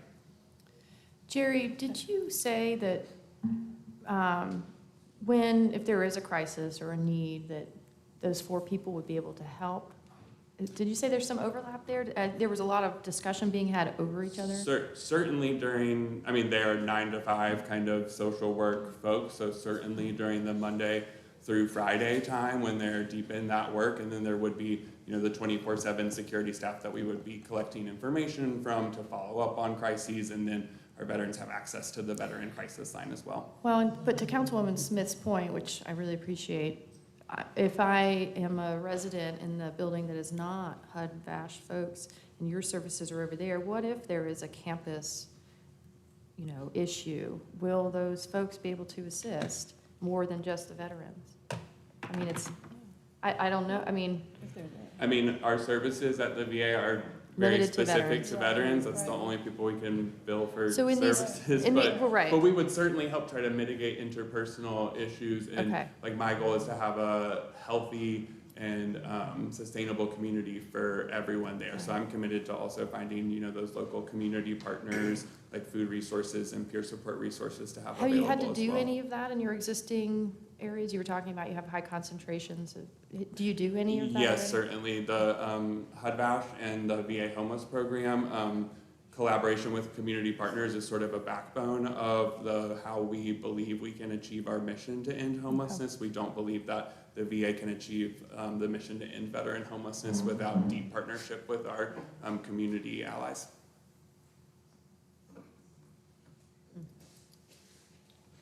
I can't remember exactly where we are. We have a motion and a second. We had public comment and we have more questions. And we have a motion, right? Yes, but Okay. do you have a question for them? No, no questions for, Thank you. okay. Anybody else have questions for these folks? All right, thank you. Thank you very much. I'm Thank you, council members. I'm just still wondering if the COC is going to discuss trying to find 50 more permanent supportive housing units. I didn't really know when I asked you if you knew. Is that not on That's the what I table asked yet? during the agenda briefing too, is like, how does this help us get closer to our goals? Because one of the things I haven't heard tonight is what I've been hearing all week about this is folks just saying, please do something, just do something. And I think of the Sears building next to the mall, and there was a hope for something better, but now it's just been sitting empty for years. Except Ingalls bought it. And I'm not on the COC board, but as an individual member of the COC, I reviewed our agreements in the National Alliance to End Homelessness, report recommendations, and based on my interpretation, I'm more inclined to support the original proposal or a new proposal, next proposal, that has services for everybody, not just supporting half the residents, because it does feel like we're operating from appropriate urgency, totally understood, but also scarcity, and that's why it feels like eating scraps of bread, because we're not bringing the whole loaf, and that feels like a choice. And so maybe we missed the chance at a whole loaf, but I do want to just say thank you. I know what it means to come out to a city council meeting, be here all night, waiting for a decision, and I just appreciate y'all being here. Okay, we have a motion and a second. Did anybody else want to say anything? Do you want to? I'm just still. Do your microphone. Okay. Still, I guess I still didn't get the clarity I needed, because you have the different projects, and how many of those projects that you blended, with supportive services with non-supportive services? Do you have any of those projects that are actively operating? Huh? You do? Maybe, Emily, can you, this is an area you've worked in extensively. Maybe you could help us understand what a good decision would be around this. I know you're supportive of this, but that would be helpful. Sure. Yeah. Well, I'll say to your earlier question, the main thing I would say is we all need a case manager. That's my experience. I'd love to have a case manager, right? That we all need supportive services. I do think that a lot of folks who live in our community in all types of housing do have those supportive services. They may just not be in that location. So a lot of us have primary care, have therapists, have programs that we're part of that provide additional skill building or connect us with other resources. I think that's very common, and I would expect that for the people who are in these 50 units or 63 units, even if those services are not on site. To your question, I think what I have seen across the country is that it is more common than not to have a mix of populations, a mix of need level, that it really is most beneficial to have a project with a lot of folks who have complex needs only if you can create a really service-rich environment. So you really have a lot of resources that you can bring. Otherwise, it's tough to have a lot of people with a lot of high needs in one location, unless you, again, can provide those supportive services. So I think it is common across the country to have housing developments, just like any apartment complex in our community, where the mix of people who live there have very different needs in terms of mental health or substance use, very different employment, very different family relationships. That's common. I think one way that I think about this development is that it is just an apartment complex. That it is just a housing development that gives people the opportunity to have affordable housing that they can stabilize in and build a life from. And again, can connect with those other supportive services elsewhere, as many of us do.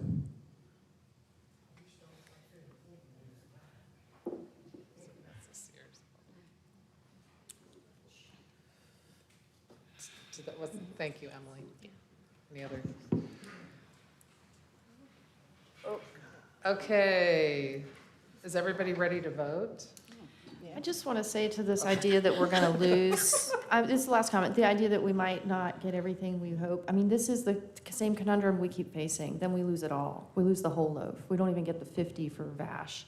You know, this is a hard decision, y'all, because we desperately need permanent supportive housing. We desperately need affordable housing. We desperately need voucher accepting housing. And basically, I would think that by not having a concentration, you know, of people with the high needs in one area, it would also sort of mitigate the community impact. Like the gentleman was concerned about the mall and different things like that. You have lesser people there, so maybe the impact would be lesser to that community. So I think it's a very way of trying to balance. I think that's a balancing act for us, still trying to provide affordable housing, housing for the homeless, housing, you know, to me, I think it's a great model, rather than concentrating people in one particular area. Yeah, and absolutely, we have an extraordinary need for affordable housing in our communities. So I think this is a project that we're not going to have a project that fully meets all of our community's needs, right? We need many different tools in the toolbox. So this is a project that meets a particular need for veterans and meets a different need for affordable housing that we also have. I popped back up here because I wanted to follow up on your question about the COC and planning for additional permanent supportive housing, to say that the COC board will do 2 days of strategic planning in November. They'll come out of that with a 3-year strategic plan and then annual action plans. I am not a voting member of the COC board, but we have one here with us. But I would be shocked if we didn't see permanent supportive housing development as part of that. The way that we get traction on homelessness is that we decrease the number of people who are becoming homeless through prevention and diversion. We help people resolve that crisis early. We have adequate shelters so that people can be safe while they're homeless. And then we have a pipeline to get people into permanent housing that includes developments like this, not only the permanent supportive housing component, but pipeline to get people into affordable housing. We need all of that. We have insufficient capacity in every intervention in our community right now. So I would expect that we would see that through strategic planning. All the heads behind you were nodding as well. Thank you. The only thing I'd like to add is,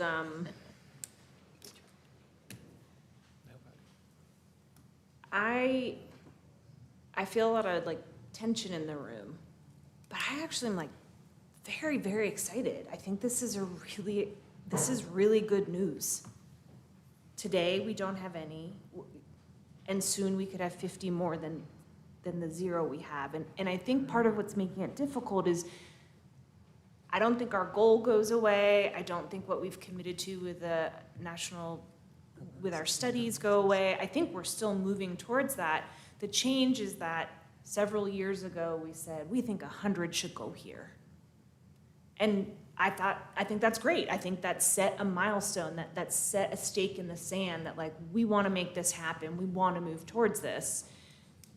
But I don't know, I know that we aren't all the way there, and that's disappointing, and that's frightening for people who are on the streets right now, or in their cars, or on their friends' couches. But I still think 50 is such a big jump from the 0. So I'm gonna hold that, and that's what I want to say. Okay, that sounds like you're ready to vote. I'm ready. Okay, all those in favor, please raise your hand. All those opposed, please raise your hand. Okay. We have a second motion that somebody could please make that may be less I controversial. move to authorize the allocation of $500,000 in ARPA funding for homelessness services to Code Purple in the amount of $278,000 to emergency shelter and supportive services in the amount of $222,000, and receive recommendations from the Asheville Buncombe Continuum of Care prior to awarding specific projects. Second. Okay, we have a motion and a second. All those in favor, please say aye. Aye. Any opposed? Okay, all right. Okay, thank you. That completes the printed agenda, yes, portion of our evening. And now I'm going to go to general public comment. You'll have 3 minutes to speak. Yeah, if you don't want to stay for the general public comment, this is your opportunity to, We're having a lot of 4-3 votes these days. well, this day.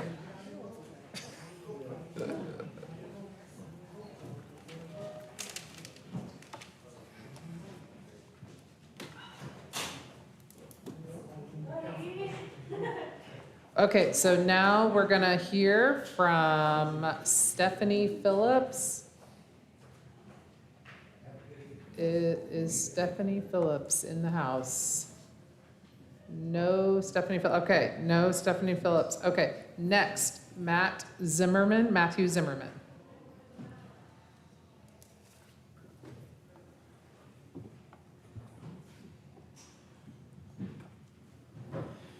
Good afternoon, everyone. My name is Matthew Zimmerman. Let's see. Sorry about that. I'm very excited to talk to you today. I'm a Navy veteran. I served on board the USS Carl Vinson as a nuclear engineer. I've traveled all around the world, and I can honestly say there's no place like Asheville. So like everyone else in this room, I want positive change for our community. And I believe one of the best ways to do that is by addressing the basic needs of our residents, especially those facing homelessness.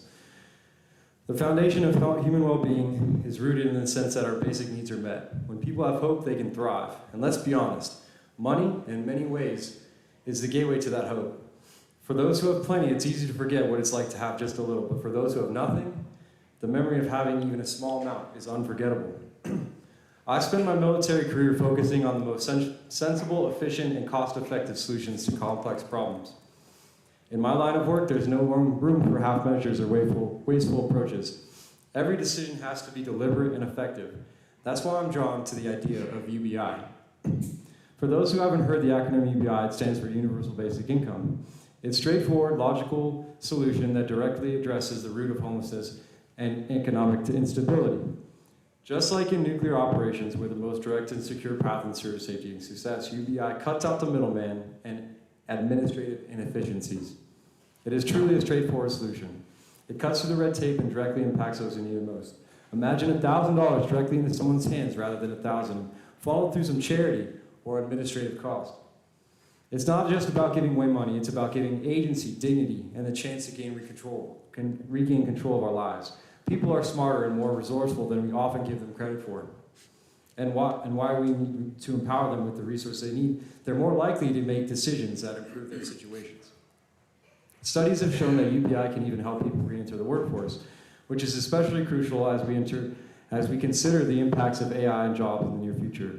Beyond the economic benefits, think about the social benefits. Fewer people on the street, which means less strain on our emergency services and more vibrant local economy with thriving businesses that benefit from increased spending.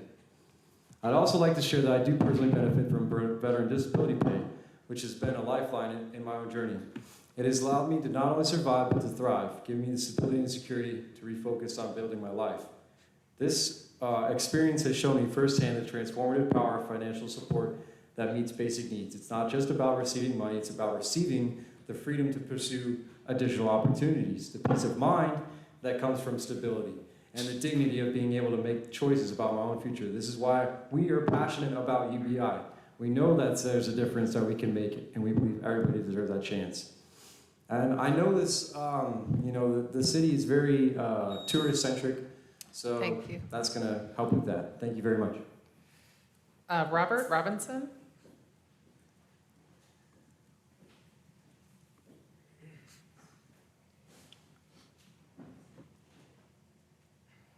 Hey y'all.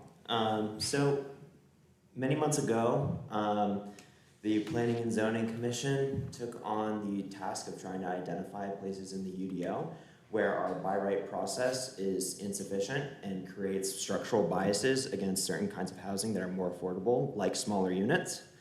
And so they took on the process of crafting a very minimal UDO amendment in order to help remove that barrier to creating housing where our city and its stated goal through the comp plan needs to put it, which is along transit corridors. That was passed unanimously, unanimous vote from Planning and Zoning Commission in April, which was 6 months ago.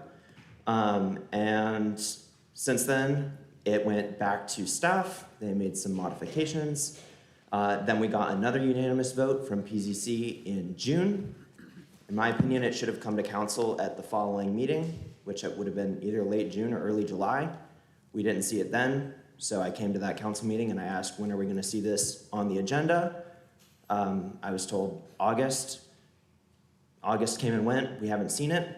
And what I've been hearing is that this is on hold alongside missing middle housing UDO implementation for the sake of anti-displacement. That's confusing to me because I think it comes from a misunderstanding of what conditional rezoning thresholds will do. It will not open up the floodgates for a massive amount of new development anywhere in the city that it could possibly be. This is simply the prerequisite to stop incentivizing larger units within the same size of projects in terms of their impact. And so I'm very confused at this point as to why this city council has refused to take up the conditional rezoning thresholds amendment and the minimum parking requirement amendment to the UDO, which would apply only to residential uses, because it's a very, very common sense, small, simple measure that would help to increase affordability in our community and decrease barriers to the development of housing that we desperately need. As far as tying the conditional rezoning thresholds to affordability, that is also very confusing because we already have density incentives that are available by right if developers could actually exercise them, given that conditional rezoning thresholds were raised from 50 units to 100,000 square feet, which again would incentivize smaller units, which are by definition more affordable. So I would urge you to please prioritize listening to the Planning and Zoning Commission on doing this small, simple action, which is a prerequisite to even being able to begin to solve our housing crisis. People's rents are increasing every single time this is not on the agenda. Every single 2 weeks, this isn't on the agenda. It gets more expensive. Thank you. Micah Grant Tomlinson.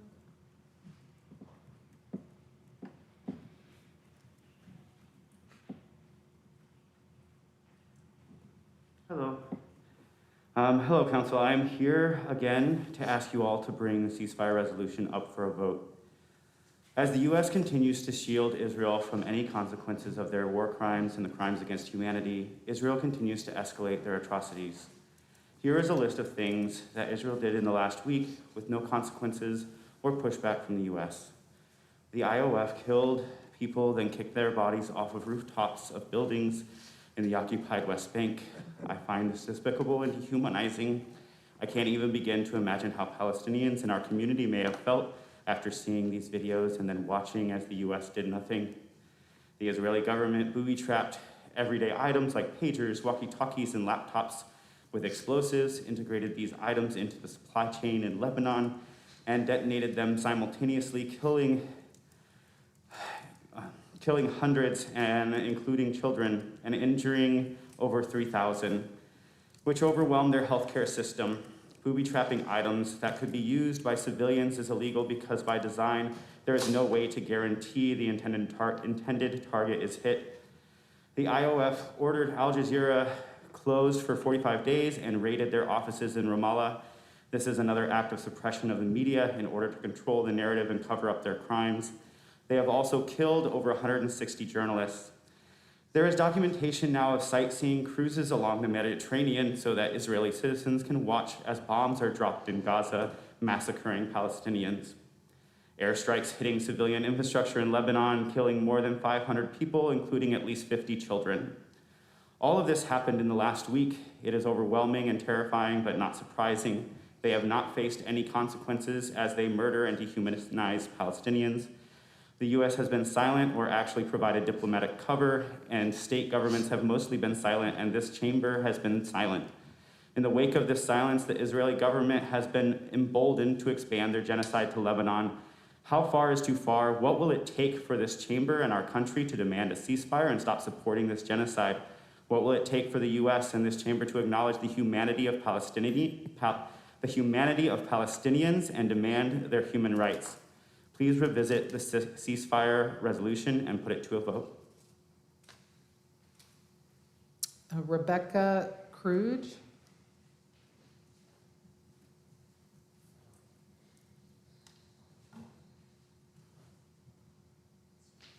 Hi, everyone. My name is Rebecca Krug. I'm a resident of Asheville. I'm Jewish, and I'm one of the members of the local chapter of Jewish Voice for Peace. As a peace movement, the focus of our work right now is on ending the state of Israel's genocidal war in Gaza through things like the aforementioned ceasefire resolution and pushing for an arms embargo.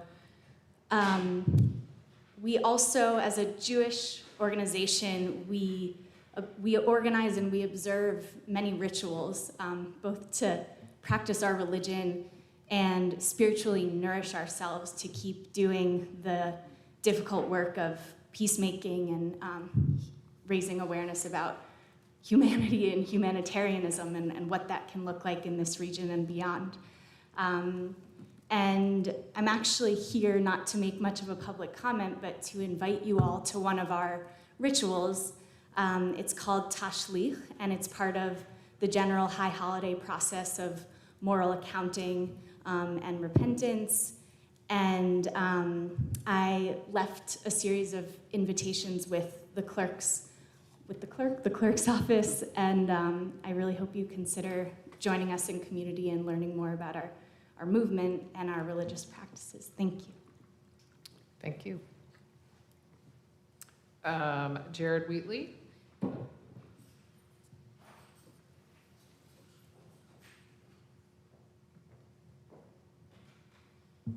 Good evening again, Mayor, Council. Jared Wheatley, speaking just as a private resident here. Wanted to just speak a little bit more about anti-displacement. And tonight on the straight rezoning, kind of brought back a saying I'd heard from this council before, which is year by year and mile by mile. Generally, it's said in this really positive, uplifting way that's about the possibilities of what can be achieved. But the opposite can be true as well. Year by year and mile by mile, our community can be eroded and our culture can be eroded, and incremental acts can have large consequences. So I am excited by the anti-displacement work that's ongoing, and I hope it addresses a broader range of community concerns, but regulation, land use, zoning, overlays we heard about in the working group today. There were 3 offered for housing, which essentially covered the entire city, when I think legacy neighborhoods are really asking for 1 focused specifically on areas where they can organize.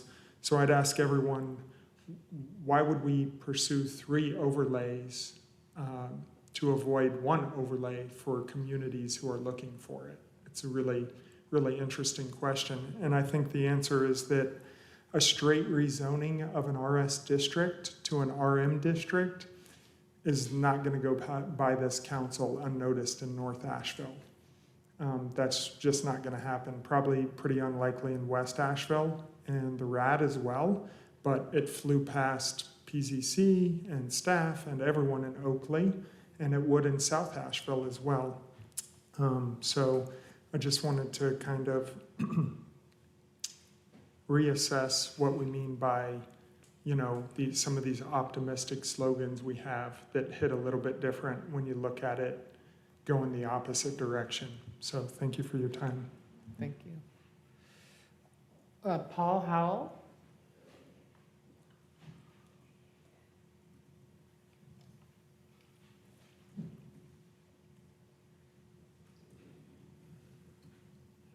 Y'all sit up here and ignore me when I came through earlier.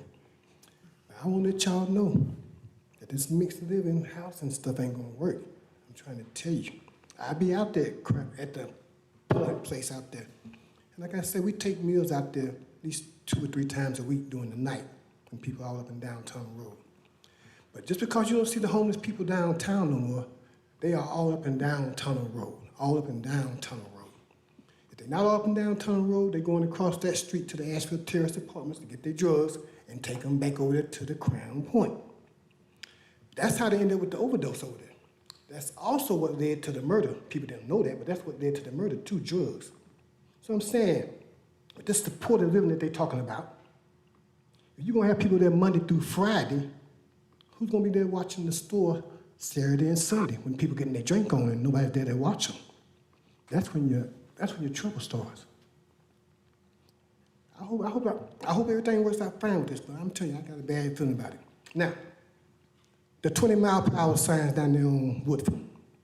You got a couple of signs down there, but nobody's paying heed to them. Every doggone day they coming down through there doing 40 and 50 miles an hour, racing through the stoplight because your speed limit sign is through the red light.